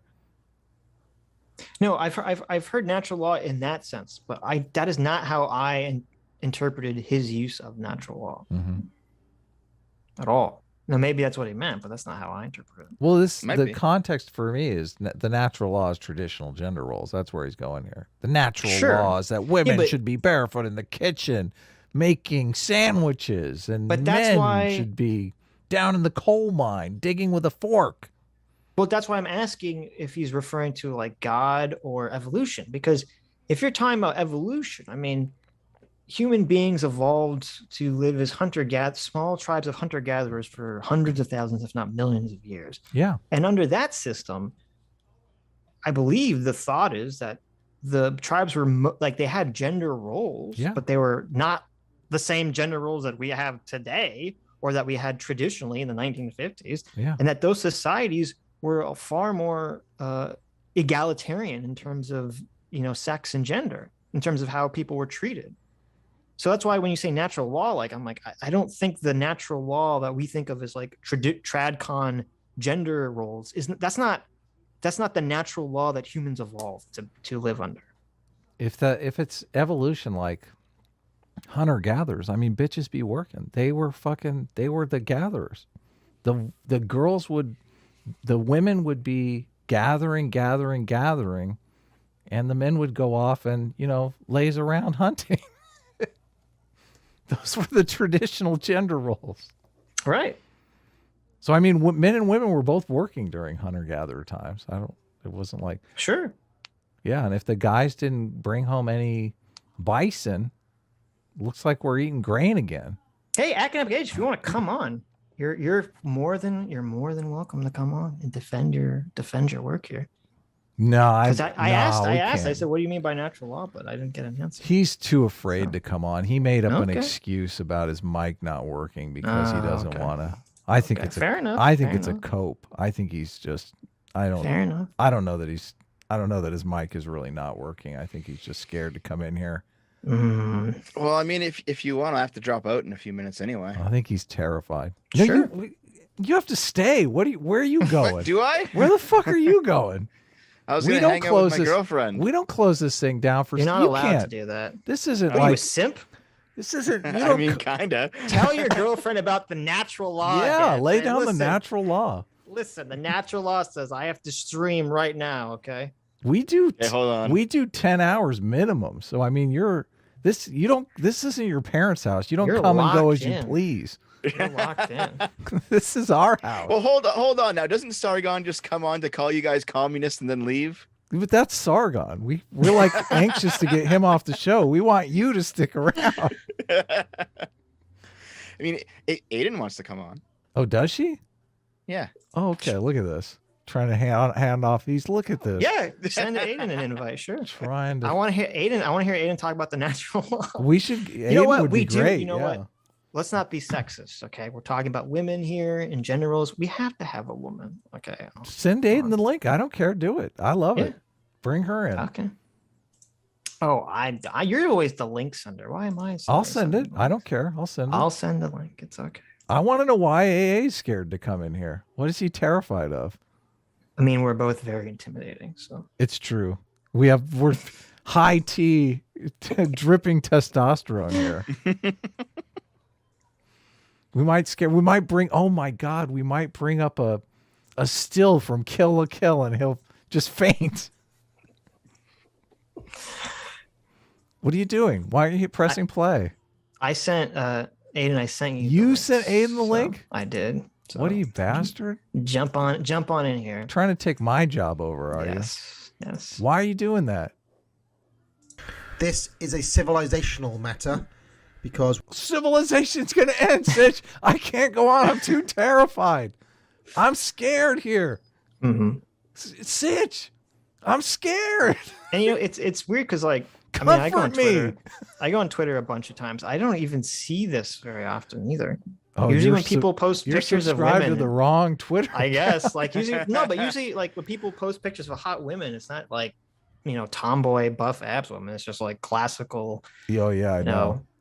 I've attractive women, so I resisted tagging the agent of academia in some of the anime that I'm used to seeing on Twitter. I see. Yeah, very, very. We are a civilization under both tremendous attack and in steep decline. Therefore, it matters that our young women are trying to behave like men in this way, and it matters even more that our young men are responding in public and under their real names, mind you, like this. So wait a minute. Yeah, that's dangerous. How are young women behaving like men? Okay, because so all we have right now is this picture, and you're saying young women are behaving. Is it just working? You said it's not just working out. You said that was a cope. That was a straw man. Yeah, I think he presents some stuff later, but so far he hasn't presented that yet. Okay. He just stated it. I think we've reached peak wank. Now, because people are stupid. Okay, hold on. Can't just let them. Yeah. So this image is the one that I was talking about. This is the one that he fixates on for most of the video. And I do not think in real life a person like this actually exists. That wants to lick some girl's abs? You don't think that there's a guy who looks like a Muppet with a night helm who wants to lick the ab? You don't think that's a real person, Dev? Well, okay. You know what? I think you're on. Well, it is a Muppet, but I mean, just if we take the Muppet aspect out of it and say like a guy wants to get down on his knees and lick those tasty abs. Of course that's a real person. Yeah, of course. Yeah, what do you mean? You don't think that's a real person? I mean, they'll wear that helmet if that's what it takes. They'll wear the helmet. Well, the larger conversation here is obviously not about the abs. I think AA's point is something along the lines of in this specific position, you have a very dominant, very, very masculine looking woman and a submissive male who is basically in the position of if it were reversed, giving her a blowjob, right? It's the same kind of thing. It's the same kind of body language. And of course, that's a weird thing, because if that's like saying, "Oh, I went down on a girl," and that's just like giving a blowjob. It's like, what? What are you talking about? That's a good point. There are some people I've seen say that they've said that going down on a girl is gay. Because you're taking a submissive position. Oh my God! Is that AA's position? Is that what he's saying? I don't think he said that, but I've heard people say that.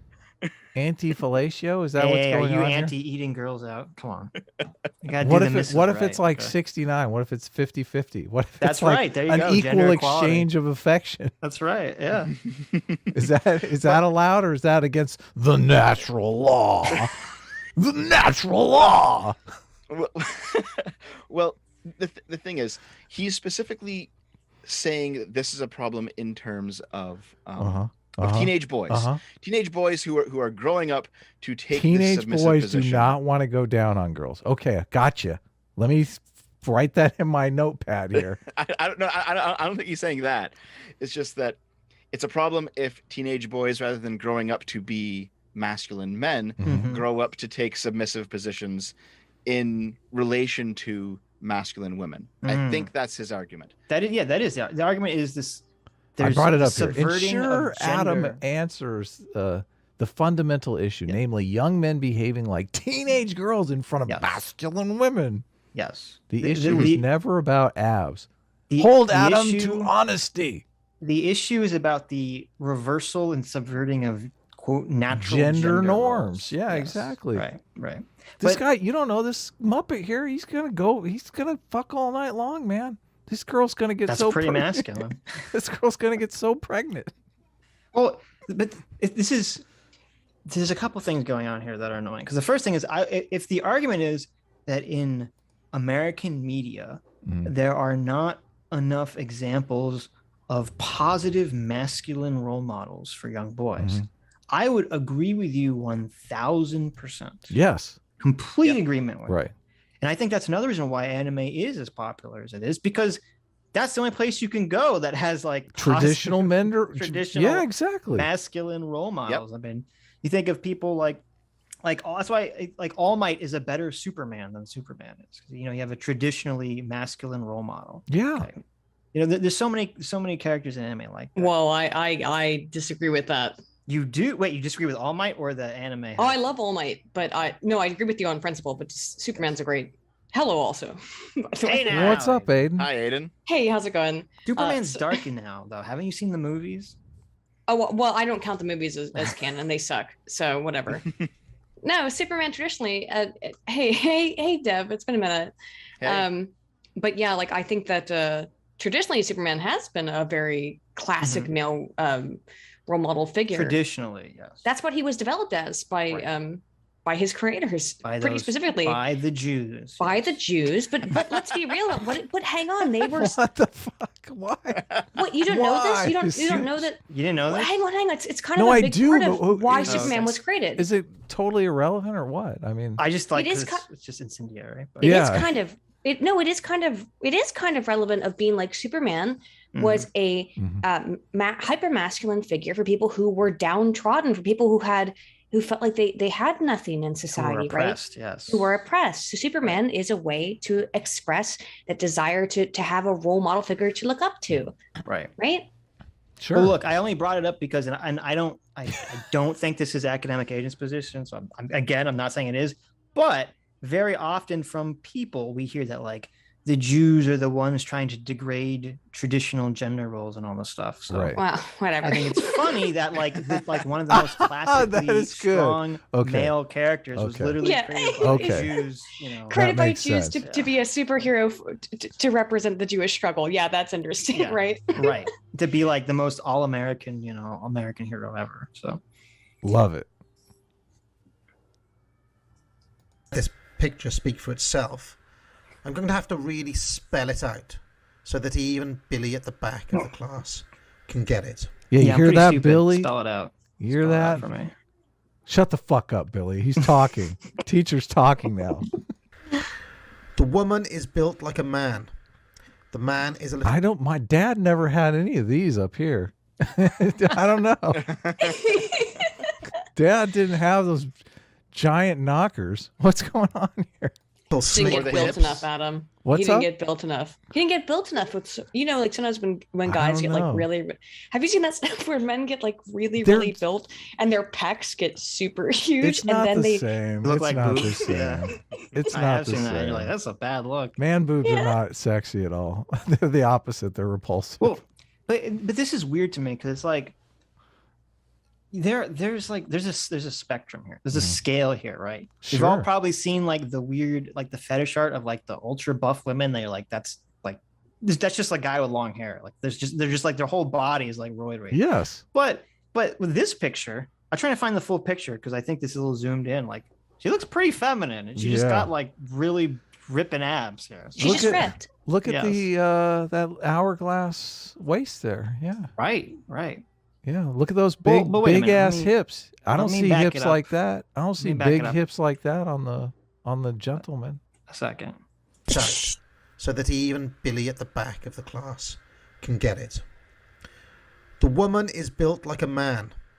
The man is a little snake wimp on his knees in the classic blowjob position. And to cap it all off, she's holding his head. There's even a variant where she calls There it is. You got it? Look at these hips right here. Look at those giant fucking childbearing hips. Oh my God. Yeah. I don't see the issue with this at all. I like AA, but I don't see the issue with this. Billy whatsoever. At the back of the class is going, look at those hips. My God. The issue is that, well, this is weird too, because it's like the issue is that men should not be submissive to women. Yes. Is the issue. Yeah.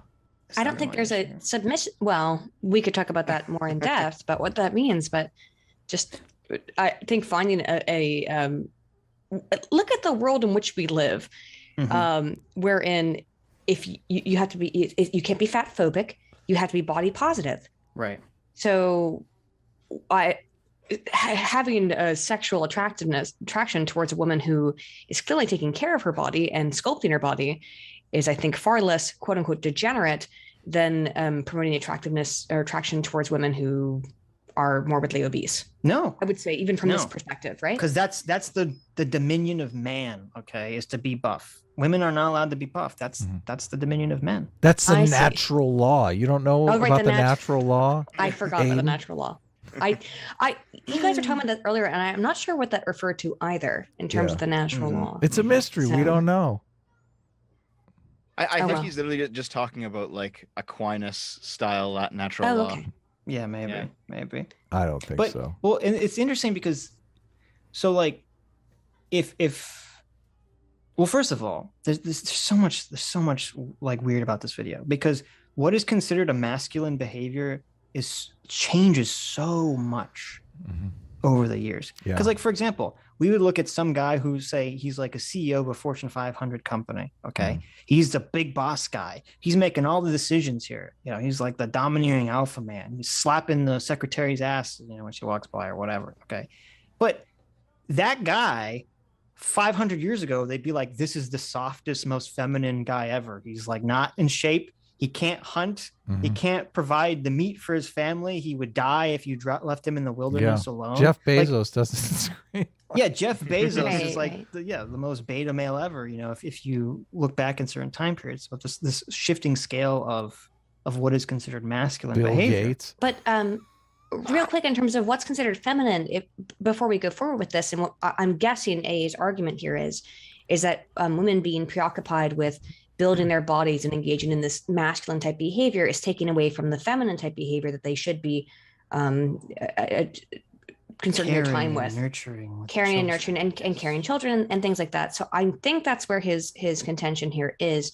And if we're talking from a pure like evolutionary perspective, yeah, it wouldn't make sense for women to spend a lot of time building, let's be honest, glory or beauty muscles, right?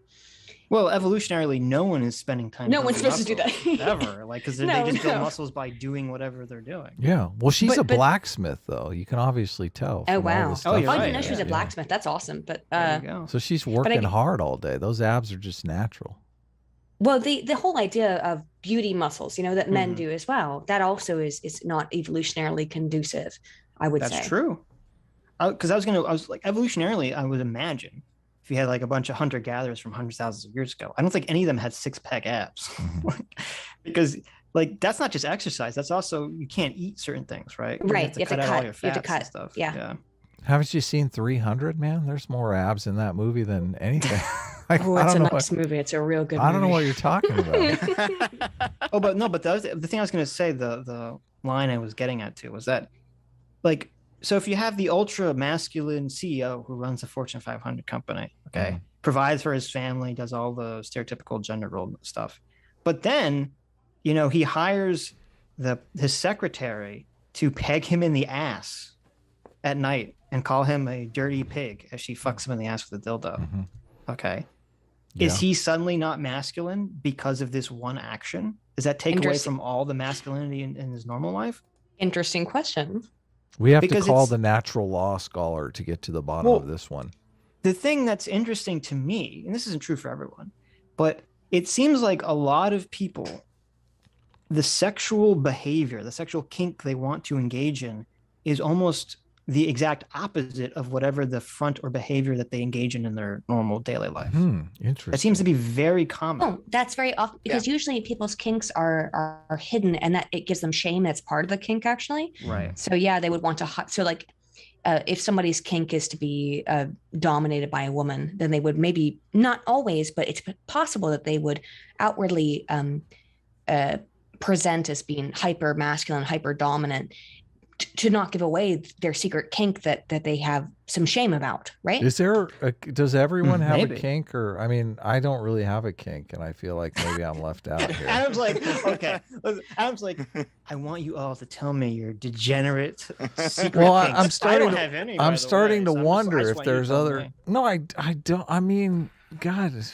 I mean, I've experimented with spanking a little bit. That's kind of interesting, but I wouldn't say like I'm fucking calling my wife going, oh, can we do the spanking tonight? It's like, well, I think it's probably not everybody, but people do have different things. And what I wanted to say is that I real quick, is that I want to contextualize what I said before. Is I'm not saying that everyone has a secret kink and everything that people do is actually has a secret kink. I am saying that. I'm throwing that out. Are you really, Sitch? Then you're admitting you have a secret kink, and now we want to know what it is. My kink is not secret. I've talked about it many a times. What is it? I like them thick MILFs, Adam. What do you mean? We talked about those. Yeah. He likes the GILFs. He's well, like, no, let's wait. The over 50 crowd is. Back up for a second here. I said MILFs. No, wait. It's the breast milk.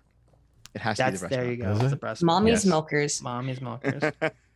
So I did want to like really quickly contextualize what I said, which is that there's also this weird idea that anytime someone does something that's against some kind of sexual thing, it's because they have that fetish. That's also a misnomer and a misrepresentation of people. It does not mean that because you don't like something or because you're against something or you find something disgusting, that means inherently you do have that kink. So just to be clear, it doesn't go both ways. It's as Tim Pool would say, complicated. It is. I mean, you always see Reddit posts and articles and things about left-leaning women who just want to get fucked by somebody who voted for Trump and who's wearing the MAGA hat, and then also the reverse. I read an article today I read an article today on my show where it was a left-wing dominatrix who specialized in turning right-wing men into socialists. So I think this just happens everywhere, Yeah, no, it's but that was my point, is that people have like these weird sexual kinks that are often the inverse of however they're acting in their normal life. And I'm not sure how that plays out into all this in this whole theory, but I think a lot of sex. Well, go ahead. No, go ahead. You You Canadian. Yes. Chad politeness. I'm just saying that a lot of what goes into sex is it is for many people, it's enacting your fantasies, right? Not things you actually want to do. It's fantasy role play stuff that you can only do in your mind and whatever. That's what all of this leads into. It's fantasy role play stuff. Sure. Go ahead, Deb. Sorry. So, I think part of the context is also missing in this picture is that I don't know if you guys know who is it Flork of Crows, the comic guy. Okay, tell us. That character is not supposed to be representative of, say, any man or any teenage boy. That is a character from one of his comics. She calls him a little boy, but I don't know if that's relevant.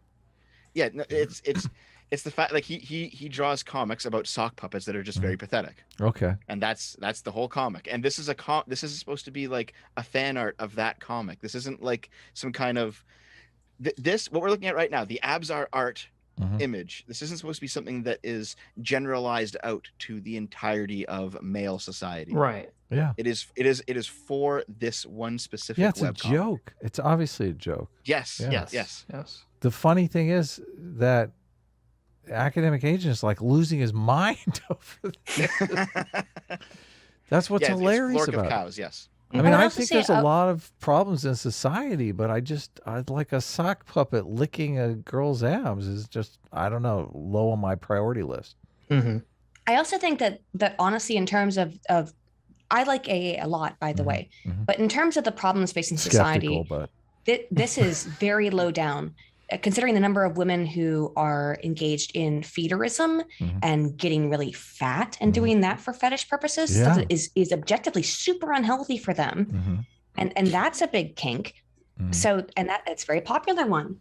So comparatively, this one is healthy. Yeah. I mean, as long as she's not taking it, if she's injecting a bunch of steroids and taking a bunch of stuff that's hurting her body, then that of course is equally harmful.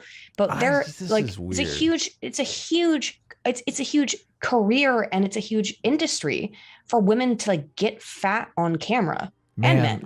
This is the thing, because I don't even know that I would qualify this as a kink. Because you like fit, athletic women. Well, how is that a kink? That's like the kink would be if you specifically go for women that have like really visible washboard abs, because then you're like, that's the trait that's defining like whether you find someone. They tried to say that in the chat. Adam likes breasts. Like, that's not a kink. I'm a guy who doesn't. No, like, how? Well, I thought if we're lowering the bar to kink so low that you like breasts. Like, what the fuck? What kind of society do we live in? Breasts are on the man show. Hell yeah, man. That's a real issue, that kink is being obfuscated and confused with normal sexual attraction. Yes, exactly. There you go. Exactly what Aiden said. What would be the better? I don't like. My kink is I like women. Well, okay, you don't have a kink. So the word kink implies non-conventional in it already. Okay. But so that wouldn't necessarily apply to like boobs or whatever. This is like a type. This is, I like athletic women. Okay. Sure, but that's what I'm saying. Yeah, maybe that's what you're saying. It's a type, because there are certain, like, if you were like, oh, I'm not going to go out with a girl unless she has a certain like breast size or something. Okay, that would be like, oh, that's like maybe it's not a kink, but it's like it's a fixation. It's your type. You have a type. What is I don't understand. Maybe fixation is a good way to describe it. Mm-hmm. I don't even think it's helpful to call it a fetish. It's like you have a type. Well, I have a good friend of mine, and he won't mind if I say this, but he likes muscular women. He likes big, strong women. He's an artist. He draws big, strong women, but he's got a wife. Yeah, I know who you're talking about. Do you know who it is? I follow him on Twitter. Okay, but he doesn't. His wife is not a big, strong, muscular woman. And the thing is that there's a difference between and she just had a baby, so I'm sure she's not big and well, she's strong in a different way right now. She'd probably slap him right now.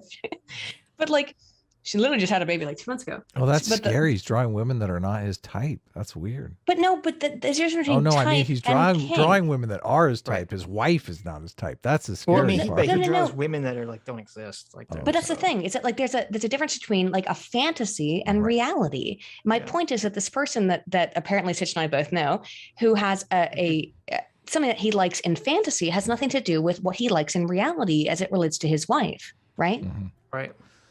Yeah, that makes sense.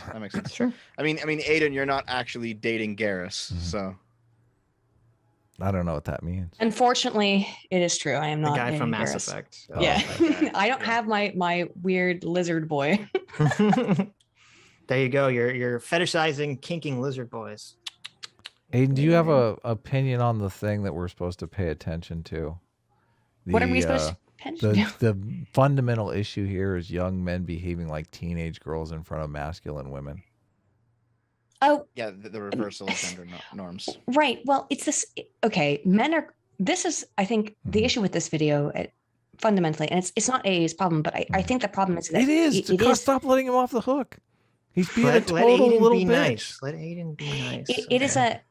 Men are going to behave as men and women are going to behave as women, generally speaking. So when men, quote unquote, simp for women like this, it's naturalistic in a way than that they want female attention. Doesn't matter. We're virulently anti-simping on this show, so we have to. I know, but it happens inherent. Because that's how men are if they want to attract women. Men are the ones who go out and seek the opposite sex. Women attract, men seek. That's pretty much how our gender dichotomy has worked throughout the majority of human history, right? Yeah. So it doesn't matter if this is the woman you're interested in, then this is the woman you're interested in.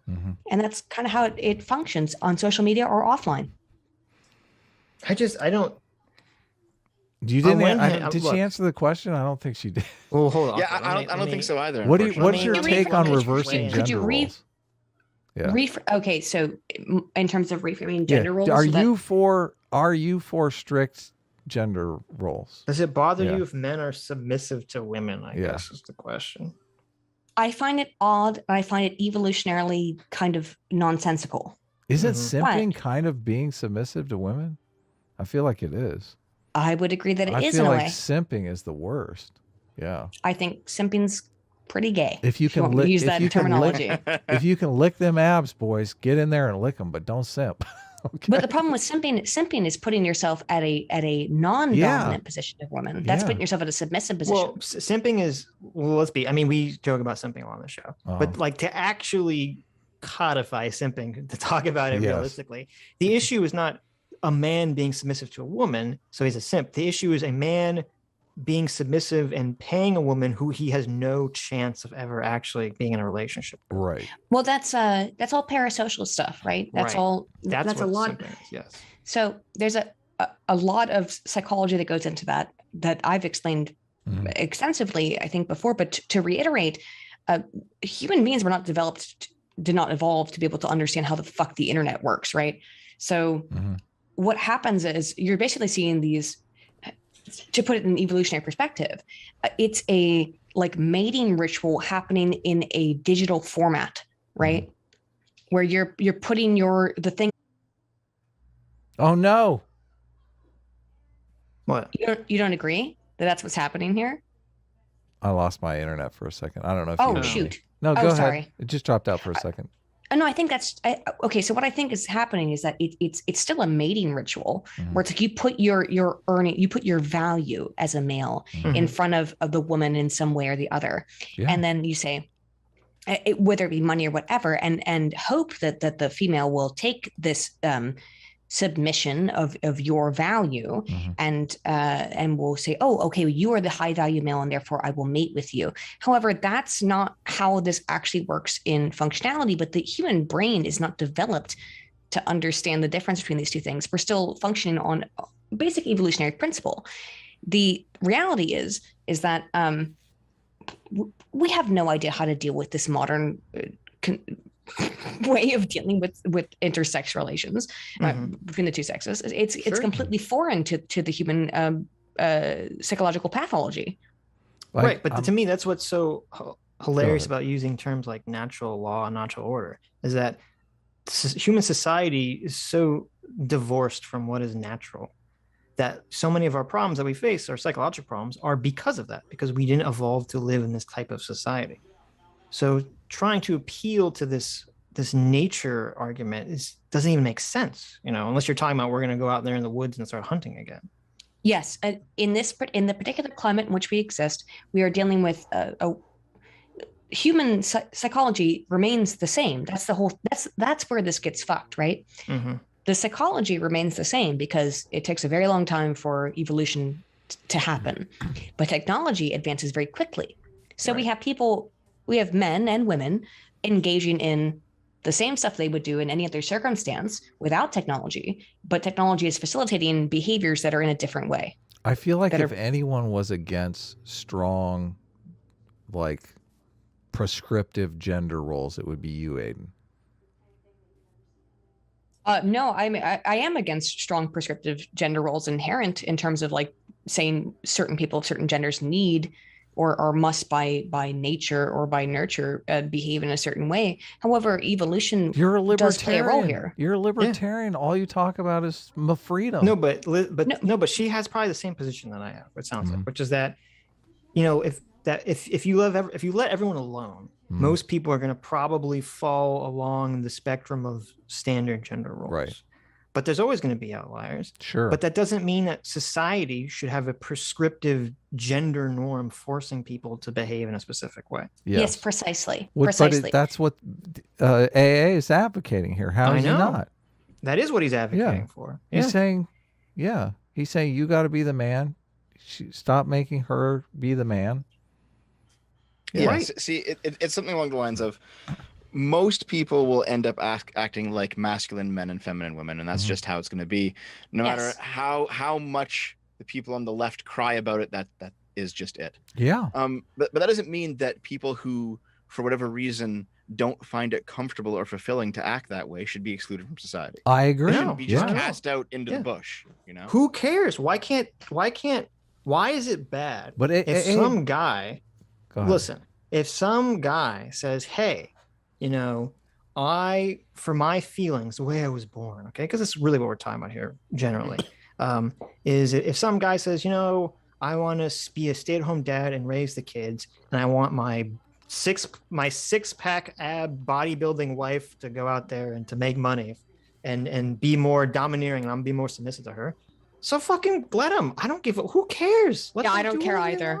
Neither do I. Honestly, I don't think any of us care. Honestly, so. Well, I think this is just a fundamental difference in morals, where AA presumably sees this as a massive societal problem, and we're just like, well, whatever. Yeah, he says in the chat, it needs to be the norm. Look at 2021, you maniacs. You have to make a causal argument on how the abandoning of gender roles, which we did 30, 40 years ago already, has resulted in the lag of what we're seeing today.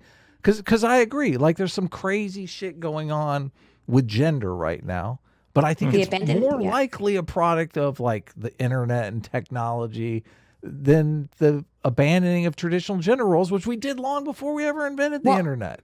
the abandoning of gender roles has not been positive on Western society, by the way. Like men and women can't get along at all. The libertarian here is going to be, now we're fucking. Well, hang on. Just because I'm a libertarian doesn't mean I can't recognize existent trends in society. Okay. And the reality is that there's been I think can we please all agree that there has been a breakdown between the sexes? Yes. What do you mean by that? By that, I mean the incredible increases in divorce rates, the fact that men and women seem to not be able to get along on any kind of ability on any level, that women don't want to raise children with the father of their children. The divorce rates and single motherhood rates have skyrocketed over the last 20 to 30 years. Okay, so if we agree that that's a problem, what's the fix? Like going back to traditional gender roles, it's madness. I'm not saying it's necessarily the fix, but certainly the current gestalt is not working out right for the family. And we do know that families, in terms of childhood rearing, is better. Having a 2-parent household, a mother and a father, is very healthy for children. Yeah. We know that. There's pretty hard data on that. Okay. Right. So why are we engaging in this kind of idea that we should that's somehow wrong at this point? Why are we engaging in that kind of? Well, I think it's economic issues. I don't think it's the fucking gender roles. Well, here's the question. Here's the question. Okay, what's better, to have a society where women aren't working? Okay, so they're not going to get divorced from their husbands because they have no financial security, so they continue to live in a marriage that they, maybe they hate and it's totally loveless. And obviously the kid is going to pick up on this and going to learn from this. Is that better than a society where the parents just get divorced? Well, and I don't know if it is better. I agree that it's potentially a question, but up until the last 20 or 30 years, the fact of the matter is women didn't have to work in order to take care of a family, right? That was not the case up until about 30 years ago, where women were required to enter the workplace, at which point it made sense for what a woman's work was. And she could engage in any of her, individual hobbies or activities, or academic interests, whatever. You said required to enter the workplace. What do you mean? In order to fund the current modern family, for the majority of families, it's pretty much required for both partners, both man and woman, to work to be able to fund the existence and livelihood of their children. I just want to make the distinction that it was an economic reality and not it is an economic thing. Yes, people weren't forcing them to work. Well, it's an economic reality because we've shifted away from left-wing economics that we lived under from the 1940s. Yeah, like I said, I would say it's the economic issues. I wouldn't say it's the gender roles. But let's women have always worked in their own way. That's what I want to be clear about. Like, women have always worked, but it's been different in terms of forcing women to enter the workplace in the same way. Now, also what we've seen, if you look at large scale demographic data, we have seen a massive increase in depression rates among women at the exact same time as they are forced to enter the workplace. Sure. Not being able to their work being primarily taking care of children and family rearing. Yeah, I'm sure when men are forced into the workforce, they don't get depressed at all. Of course. But okay, here's the question then. I remember when I got drafted for Vietnam, that's when I went out and fucking celebrated. Oh, it's the best. It's the best, isn't it? Yeah, totally. I was totally so excited, man. I didn't get any depression about being torn away from my family and going to fight in a jungle and kill people I don't even know. No, that didn't depress me. Why do you think even now the feminists want to fight back against drafting? Right. Interesting, right? They want all this equality, but you don't want to be drafted, do you? Well, here's what I think the problem is, okay? And what you're saying is probably true to some degree, which is that I think everyone here would agree that we would ideally want a society where, when it comes to, prescriptive gender norms, that people just did whatever they fucking wanted to do. And that society is not really pressuring people to live under traditional gender norms. And it's not really pressuring people to subvert gender norms. Okay. And the issue is, and I assume this is academic agent's position, even though he doesn't make it in the video, is that you can't live in that society. That society is always going to be, or the culture is always going to be, pushing some kind of gender prescription. and that the problem is that once, you know, women start subverting the gender norms, then the culture is going to just keep pushing that further and further until, you know, they deconstruct everything about gender. And to me, saying that, well, the solution to that is to give the fuck up on liberalism and to go back in time, that's the quitter attitude. That's the dumb attitude. We can never go back, ever. You can only go forward. And I think we can build a future together where we say, look, listen, most people are probably going to fall naturally along gender norms. We do need to have positive masculine role models for boys and positive feminine role models for girls, but there's nothing wrong for also having positive male and female role models that subvert those gender norms. There's nothing wrong with that. There's nothing wrong with building society that says, you listen, when it comes to your gender norms, gender roles, you do whatever the fuck you want. Who cares? Okay, yeah, that's I agree. your business. I agree completely with that. Yeah. Right. And building families, though, has to, I mean, that has to factor into the equation. Yeah, that's but building a family, listen, building a family, you can have a submissive male and a domineering female, or more dominant female, because domineering has like a negative connotation. You know, you can have a more submissive male and a more dominant female, and they can have a fucking totally perfectly healthy family. Okay, 2-parent household. Sure. I mean, gender norms don't weigh into that. But I think Academic Agent would say, no, that's marriage is going to fall apart, obviously. Well, I'm sure he will. Yeah. Well, I do think you do need, I think within any relationship, it can be gay, it can be straight, whatever. People do tend to fall into roles. Complementary roles, yes. Yes. And that's when you try to destroy the existence of roles and say, like, no, there shouldn't be people who fall into one role or the other. For example, if you're raising children, I'm sorry, there's going to be one parent whose primary role is going to be to have to take care of those children. It could be male or female, but women are kind of inherent via biology, more set up to be the primary caregiver for children. And I know that like upsets people, but women, I'm not saying that every woman is perfectly a mother inherent as she's made, but women give birth to children. Children suckle on them. Of course. They inherently have more of a connection to them, right? So that women are more prone towards the caregiver role within society. Terrible mothers exist, though. Absolutely. That's true. Fucking exist in way too big a number. It's been my experience, because I've known a number of gay and lesbian people at this point. The most successful relationships are the ones where they have complementary roles. True. I'd say that's for all relationships. Yeah. Yeah. But when you see like in a lesbian relationship, you see one person who's traditionally feminine and one person who's traditionally masculine, and then they work out. It seems kind of obvious in retrospect, right? Yes. You guys are all punting on the central question, though. Okay, I'm not punting at all. I'll give you my central question. Nobody's answering the question. Lesbians, young men you talk about behaving like teenage girls in front of masculine women is the downfall, the total Armageddon of. Listen, I answered that question. I said I don't give a fuck. We have our guests have same. If young boys want to behave like quote traditional feminine women, I don't give a fuck. That's totally fine. Okay. The issue isn't the individual behavior. The issue is society pushing a specific behavior. That's the actual issue here. Sure. Yeah. Right.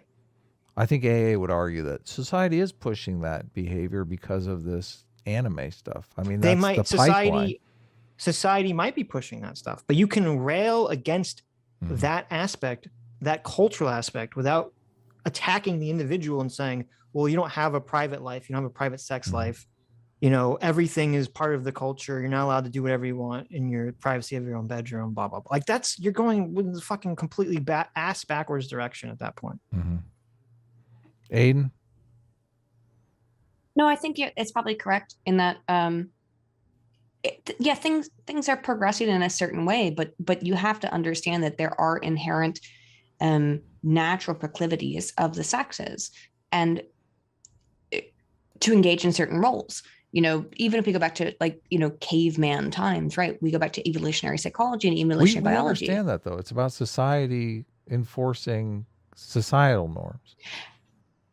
Well, in terms of society enforcing societal norms, I think you do have to look at evolutionary psychology in terms of understanding what is most beneficial towards children, in which case, or towards the family. So if we could determine, if we could do little experiments and determine evolutionarily that this was going to produce more working families that stayed together longer, you'd be like, yes, codified into law, signed, sealed, and delivered. These are the behaviors people will need to have so we can crank out as many babies as possible. No, dude, I'm a libertarian. I don't care what people do. Well, see, that's why I'm asking. That's why I'm asking. I keep asking, but Adam, not... you know this. I don't care what people do personally, but in terms of, but you can still say I don't care what people do personally, and still identify a sociological problem, and say this is probably not a good thing for it to be reproduced in mass. It makes it a sociological problem because it ends up in broken families, kids. It's not the only thing, single but parents. there's lots of it. Yeah. It's not the only thing. There's a multitude of variables here that are going to end up resulting in broken families. But having women take on a more quote unquote masculine role and a more a breadwinner role where she's not involved with the raising of the child as directly, that is going to have a negative impact, I believe. Okay. But no, I wouldn't stop people from doing shit. Holy fuck. You know who I am, man. Yeah. Shall we continue? So, well, I guess that's, if you don't mind, if you don't mind me jumping in a bit. No. I think that's really what it boils down to, because Aiden, I think everything that you said earlier when you listed off all the various problems is completely true. But I don't think AA's solution does anything to alleviate any of that. What is AA's solution? I don't think he has a solution in here. He's like, shame the boys into being more masculine. AA's solution just seems to be revolting against the modern world, and I don't think that's going to help anybody. When Sargon talks about, he says we can't go back, we can only go forward. And if there's going to be a conservative position, it has to be a new conservative position, not an old traditionalism that has been exhausted. I think he's correct about that. Well, I also look, you're in a bit of a prisoner's dilemma because you have to look out in the environment and see what everyone else is doing. Like if you're in a situation where everybody's lying, stealing and cheating, if you act like an honest citizen, you're going to get fucked in that scenario. Like that's not the course of action. I would say, yes, it is the right course of action. But if everyone's playing a completely different game, telling people shut up and be honest is just going to make them an easy target. You guys say one thing before we get back to video, because we've been off the video for a very long time, which is fun though. Yeah, no, it's a good conversation.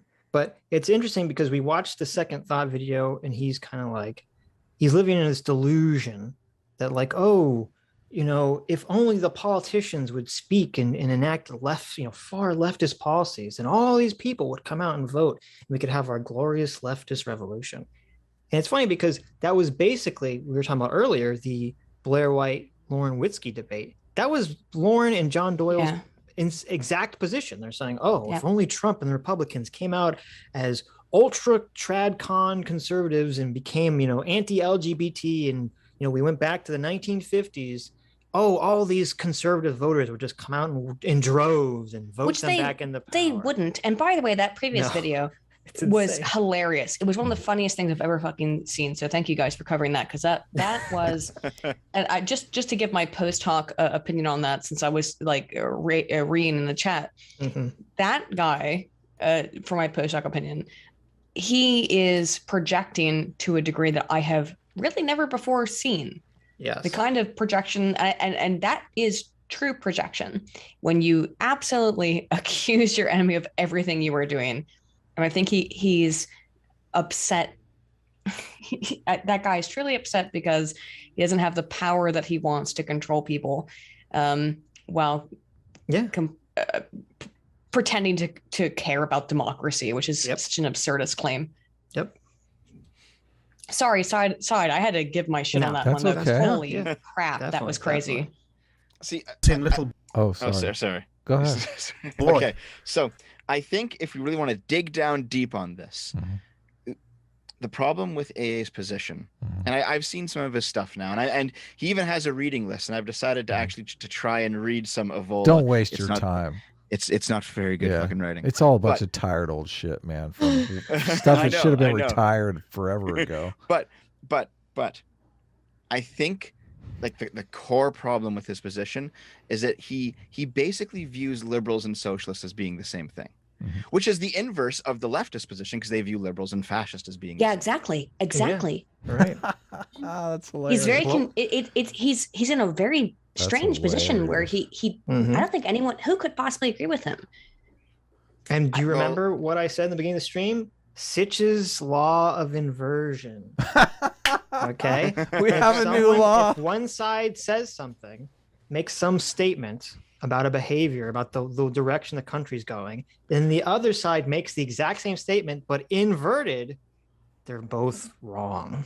Okay, that's very Sitch's true. law. Very true. Is that a law?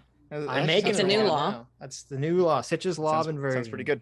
Everyone's reading because I'm ribbing AA. Come on, guys. Come on. I'm not allowed to make fun of Adam has a love hate relationship with academic age. No. I'm giving him a hard time. There's tons of things on his reading list that I'm sure are great, but there is a lot of stuff that's just like when people are, sometimes you have to go out of your way to find some ancient wisdom in some books. Sometimes it's just a bunch of tired old nonsense, and I feel like a lot of stuff I read that people recommend me that's like 50, 100 years old, it's like, give me the 1,000 years old. Because if something's stuck around for 1,000 years, it's good, right?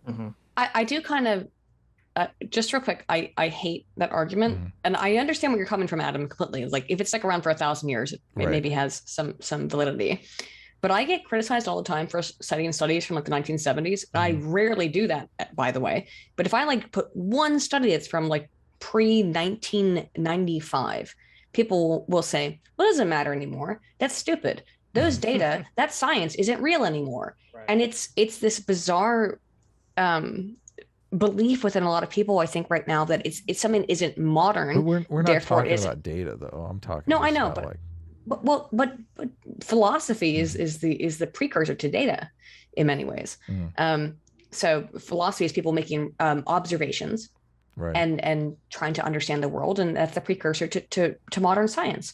And in many ways, in terms of what we mean by post-positivism and positivist scientific inquiry. Do you know about the replicability? Let's move on, please, God. Let's move on. Sorry. I agree. Let's move on. Just saying, don't get wrapped up in how old something is and whether or not it's valid or not. It's valid or not based on your perspective. Only get wrapped up in age when it comes to the age of consent. Yes. This isn't some one-off response. This is a cultural phenomenon big enough to be a meme. But it should be clear that the tomboy abs is a gateway to fantasies of complete gender reversal. This young man... So what? Why is that a problem? Let people have their fantasies, right? Why is that a problem?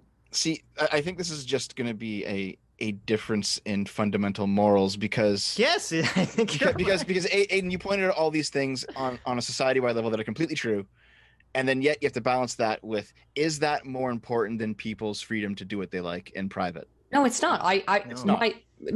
Freedom. Okay. Freedom is the most important principle. Therefore, I don't care if people lick someone else's abs. I don't care. If they're both consenting adults and doing it, I don't care how many abs you lick. God damn. And it would just seem that on AA's point, that freedom is not so important for this kind of He's thing, an authoritarian. Of course he doesn't care about freedom. What are you talking about? I think that's unfair. I think it's unfair to call it's him not. Listen to the end of the video. Well, he's not American. Listen to the end of the video and tell me you don't think he's an authoritarian. Here in America, we believe in a little thing called freedom. See, I've seen the video too, and a few times he says things like... He's totally fucking authoritarian, dude. Like, your freedom to lick abs is not more important than... Yeah, he says that a few times, something like that. Yes. Yeah. Yeah. He's way at the top. He aims for the top of the political compass chart.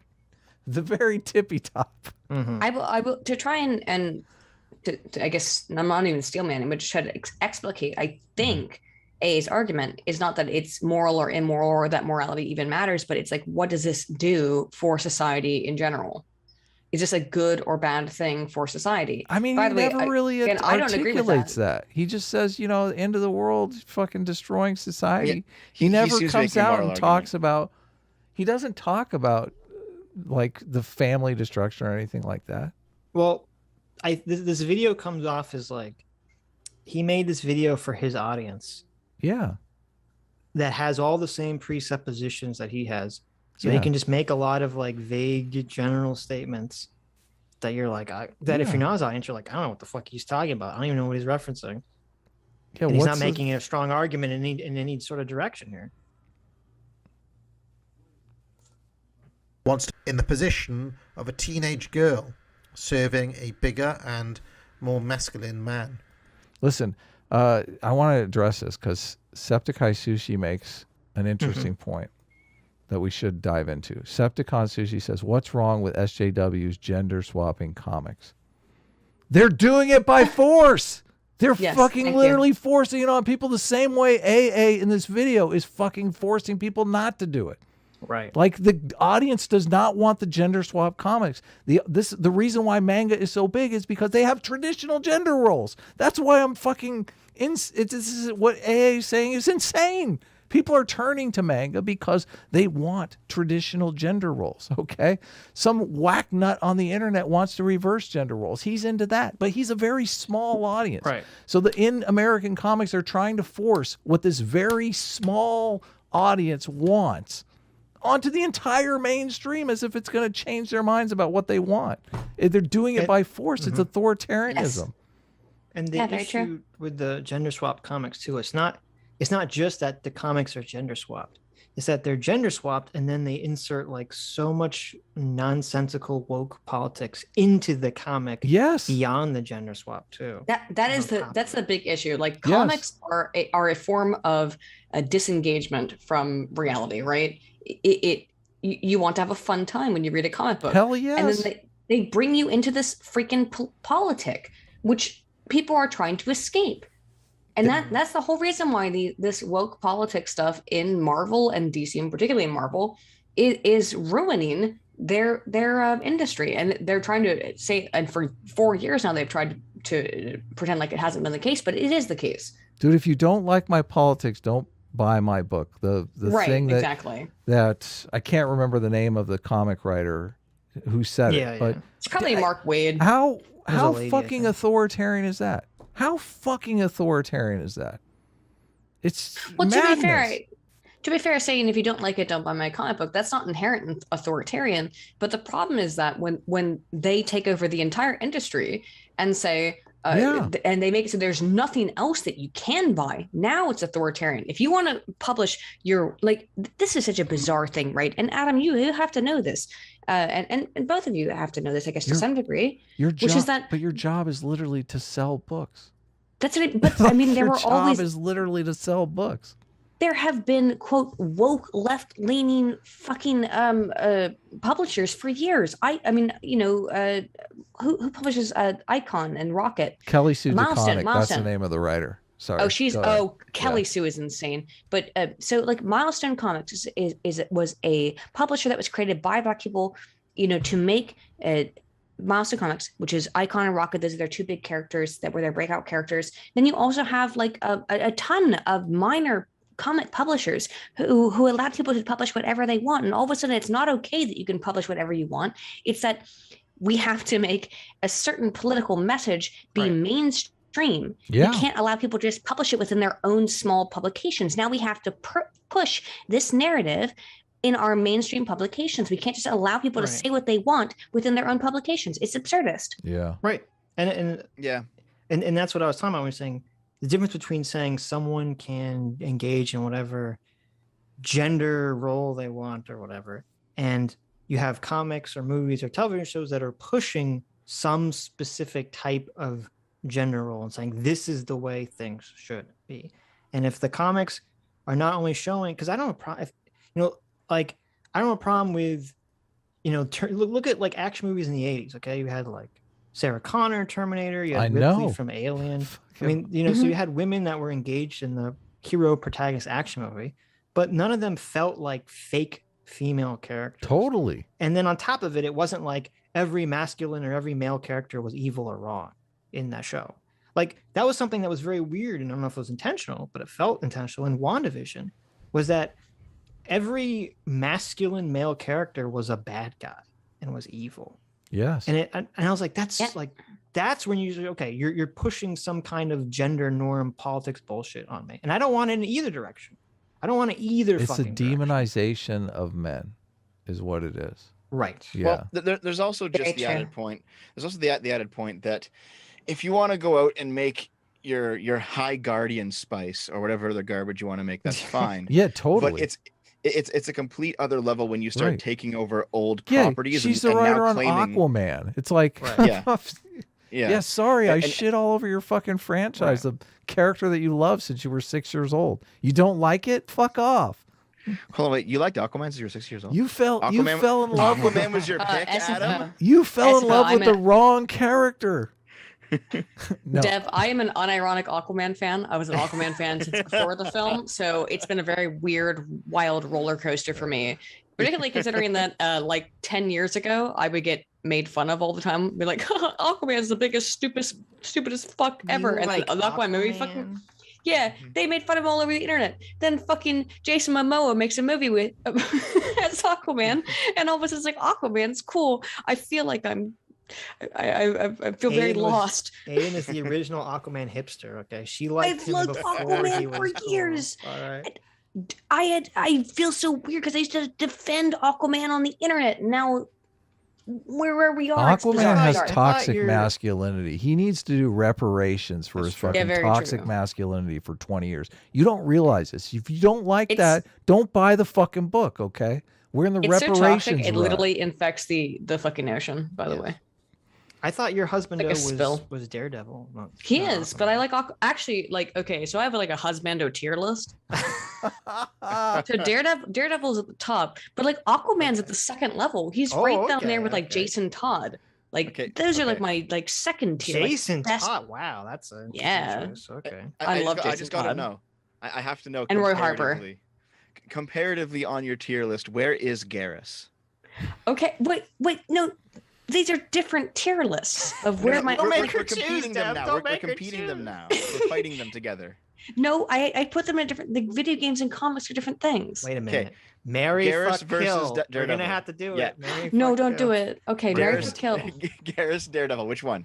Garrus, Daredevil, and Aquaman. Mary fuck kill.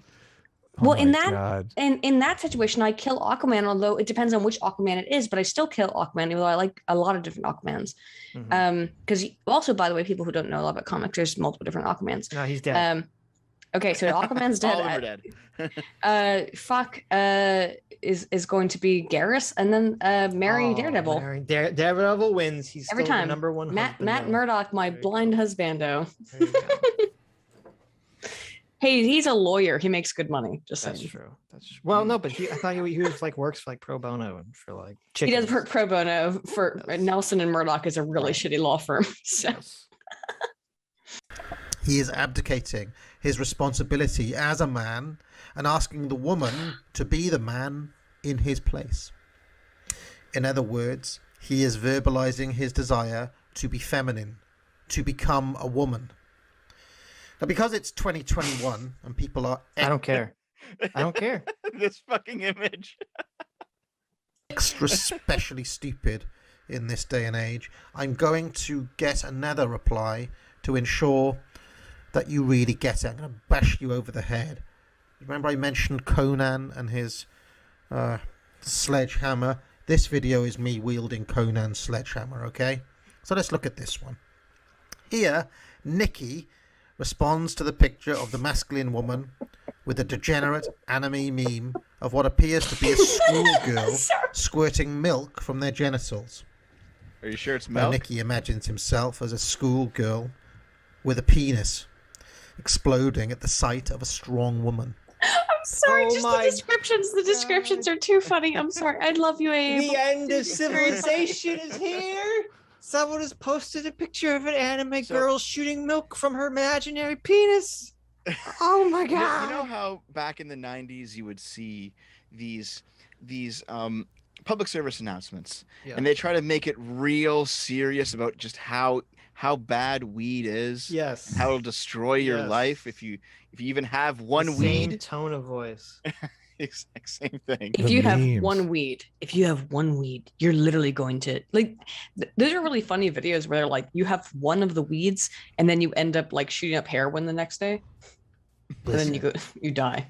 If you post one degenerate meme of an anime schoolgirl coming buckets, looking at a tomboy abs, that's just the downfall of society right there. Okay, we're all going straight into the gutter. This is the gutter right here.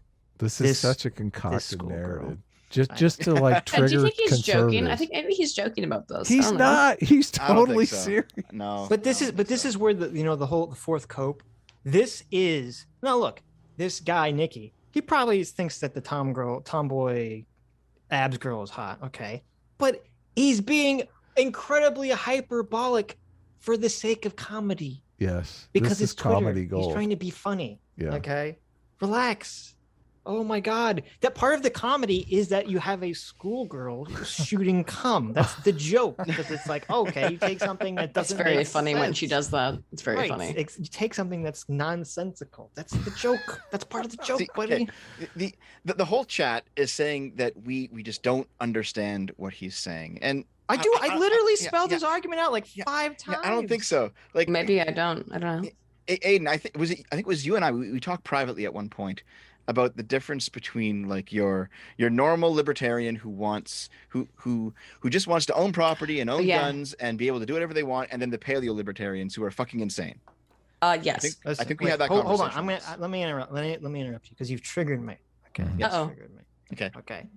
So I said that his argument, and we posted his fucking his thing he said in the chat. You want to see it again? I got it right here. About how the issue Okay. isn't the tomboy abs. Okay. The issue is that there's this subversion and reversal of gender roles. Okay. I understand that. We've literally been talking about that for like 3 fucking hours. Okay. If that's not his argument, then he's welcome to come on stream and tell us what the fuck his argument He's too is. 'Cause if that's not his scared, argument, man. I don't know what the fuck his argument is. I don't And believe if- the Mike. and if thing. that's Actually, not I his don't think argument, he's and he- scared. I think he honestly is either asleep or whatever. If that's not his argument, what I just said about the danger of the reversal of gender norms and gender roles leading to the degradation of society. If that's not his argument, I don't know what the fuck his argument is. No one knows what the fuck his argument is except him, and he can come on and explain it. And if he's not going to, then fuck him. I don't care. Yeah. Okay. Well, then, yeah. I don't know what Unfortunately, to do at that then point. we're all gonna have to speculate about his argument, which Yeah. See, I've noticed with a lot of people who have, it's not the perfect word, but who have more extremist arguments. Mhm. When you understand them, but you disagree with them, especially on some kind of kind of foundational level, they like to say you don't understand. Mhm. Everyone does that. It's not- Everyone says that. Yeah. You're so Well, right. You're so right. And the reason for that is because, especially with people that have extreme ideologies, they're so wrapped up in their own world that they forget that everyone has a very different view of the world in them. Yes. And so they think like, oh, if you don't agree with me, it must just be because you don't understand. It must be because either A, you're evil, or B, you just don't understand my position. It's like, no, I understand your position. I just think it's fucking stupid and wrong. Do you know why they do that, Sitch? It's because they engage in that exact same type of stuff against other people. Usually, they know for a fact that they intentionally misrepresent other people's opinions and ideas, and then when they get caught, not always, we got not a always. well. Not always. No, well, I agree. Well, not always, but oftentimes when you hear that kind of defense, it's that they know that they themselves can be taken out of context, because everyone can be taken out of context. Some people can be taken in context and be found to have insane opinions. But if you just use the context kind of argument, and there is a difference. There are arguments that are made in context, and there are arguments that are made outside of context. But if you want to use just, hang on, I was just saying that for this or that XYZ reason, it's useful whenever it is useful. They have a set of axioms that you have to buy into to buy their argument. Like for them, it just seems, obvious that we're on, civilizational decline here, and that we're all going to end up in the toilet. It's the end of the American Yeah, exactly. Empire, Adam. Yeah. So, I mean, I just, don't necessarily buy into that. I want to know, like, I want to know what your argument is. I want to see some numbers and stuff like that. But when you look at the numbers, look at the leftist people. That's exactly what they do. It's the same kind of argument. It's like, oh well, you're taking me out of context, right? Or they'll say stuff like, "Oh, you don't agree with me? You should have to go read some more Marx." Yes, exactly. Read the bread book, shit like that. And it's like, well, no, I have read some of that stuff, and I still don't agree with you. Because... I think it's less maliciousness and more just ego. People are so egotistical and they're so up in their own world. It's hard for them to conceive that people have completely radically different worldviews than them, and that they can completely understand what they're saying and just think like, no, you're just totally fucking. I just don't agree with you at all. And here's the second thing too. I can understand. Okay, generally when someone makes a video, they have like a couple or one central point that we're going to refer to, but in this video, he has all these other smaller points. Okay, so we're going to pause the video and we're going to address all the extra smaller points that he's bringing up too. You don't get a free pass on your smaller points. You don't get to say, "Oh, I said a bunch of shit." But I, ignore all that and just concentrate on my one specific larger point that I want you to focus on. Well, now he's saying like the 10,000 years of tradition. He has like 10,000 years of tradition. I mean, wasn't the Greek Empire like playing with gender 10,000 norms? Years of tradition compared to hundreds of thousands of years of evolution? Yeah. Well, I have no idea what he's talking about, because we've had civilizations that were I mean, is it the Greeks that were super gay? Like they had, like, I mean, we've had, we've had pederasty. Yeah, there are a lot of femboys in Greece. Yeah, what the fuck? What the fuck does that have to do with anything? Jeez. If you look at the written text, it is also written in a particularly girlish way. I'm so horny right now. Let's do some more. Someone's going to clip that. I know. We got to get that clipped. I'm so horny right now. Don't be rude, but someone's going to do it. We're going to do it. What are you talking about? Yeah, we're definitely going to clip that. Are you That's going to be the intro to every video. I'm so horny right now. Okay. Particularly girlish way. I'm so horny right now. Wait. Let's do some more. Make it your donation sound. Yeah. Oh my god. Yes. Please. Oh, that is brilliant. This looks like traditional gender roles here. What's he upset about? Adam, this? why don't we have like, are those annoying? I don't know. They're way annoying. Yeah, we shut them off. Yeah, like when I watch someone on Twitch, they have the donation sounds. It's so bad. Yeah. Because otherwise we would have had like what's his name? Dude. For like a million years we would have had that be the sound. What was that guy's name? Isn't this traditional gender roles here? This next one that he's... Wait, Adam, what was the guy's name? I'm totally... One Species. One Species. How can you not remember that? I just... Dude. Sarganinios. Fucking guy. I just noticed that One Species took down his pro Jordan Peterson video. So I uploaded it because I had a copy of it. So I put it on my secret channel. It's an amazing video. How did that guy lose his mind? Oh my god! I don't know. He was totally Donald Trump was elected. That's how he lost. A lot of people lost their mind over Donald Trump. He was totally on Jordan Peterson's side. He just totally like takes down. It's Trump derangement syndrome. Some people just lost, and by the way, people went that way about Biden too. They just went nuts. Yeah, that's what happened. The second thought. When Trump won the election, his brain melted. Yeah. Oh, so many people like Wosley was like that. Mundane Matt. All these guys did that stuff. TDS. Yeah. Yep. Yeah. That's the real problem, eh? You need to make a video about the TDS. What's this? This is like some memes on Twitter. I mean, Trump wasn't exactly the champion of social conservative. TDS eviscerated. I know. I don't know. That's a ridiculous thing. Like Trump wasn't some insane social conservative. That's what I found so bizarre about it. It's like Trump had a whole bunch of wives. Yeah. He had guys cheating on his pregnant wife with a porn star. That's not exactly. Yeah, he's not exactly trad. But you know, not exactly the height of moral tradcon. No, he's kind of a scumbag. But you know, whatever. Hold on. This is bullshit here.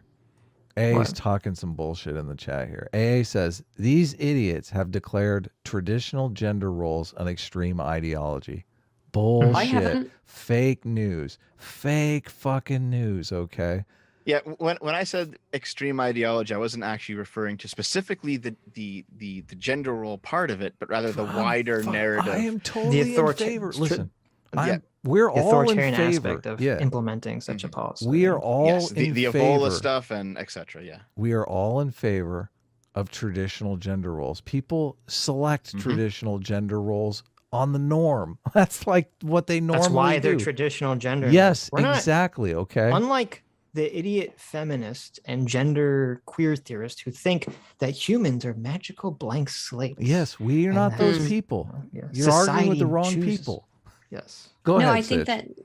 Well, we don't believe in this nonsense that the patriarchy was constructed, by society, and that people are blank slates, and that all humans are born as these like blank cookie cutters, and society pushes these horrible gender roles on them. I don't think anyone here believes any of that nonsense. No. We're just all on the side of people should fucking choose. And if people get to choose, so most people will naturally fall along what we call standard traditional normative gender roles. But you shouldn't penalize people for not following in that fucking category. Yes, the 5-10% that doesn't, you shouldn't throw them off of rooftops. Well, but they should fucking be part of society. To be even more clear, there's very few people. Okay, if we're to take masculine behaviors and feminine behaviors, and we're supposed to put them on some kind of bimodal spectrum or something. Okay, there's not a man who's like embodies every single masculine trait, and it's not a woman that embodies every single feminine trait. There's people they'll have like a grouping. They'll have like, I have like majority of things of some traits that can be masculine, but then they're also going to have some traits that are going to be feminine. But it's a very stupid way to look at this. Right. And I think we can, just to be really clear, we can agree that there is masculine and feminine, and that part of it is based on biology, right?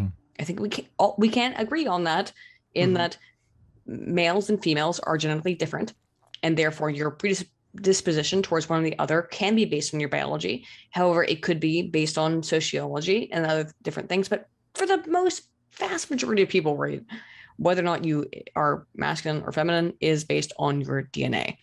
I think that's something that even AA would agree with, and I know he would agree with, and that's kind of part of the problem, right? What's going on? Is that there's this idea that what's going on in this picture? This picture looks traditional gender roles to me. I mean, why is he complaining about this picture? A guy is posting it. Sorry, I have to jump in here. I'm sorry, I have to jump in here, but my headphones are finally dying, so I think I have to go. Oh, see you later. Sorry, Dev. Nice to talk to you, by the way. Hey, Dev. Listen, I'll be back next time if you go want. simp for your. No, we're not. We're not inviting you back again for half a show. What are you talking about? Dev invite me on. Yeah. Sometime. Yeah. Yeah. Aiden closes it out with us. Aiden's not just. Well, she fell asleep last time, so that's not. That's true. You didn't even say goodbye. I literally fell asleep. What? I got so We're tired. not inviting either of you back. What are you talking about? That's not nice. Invite me and Deb, and we'll both fall asleep.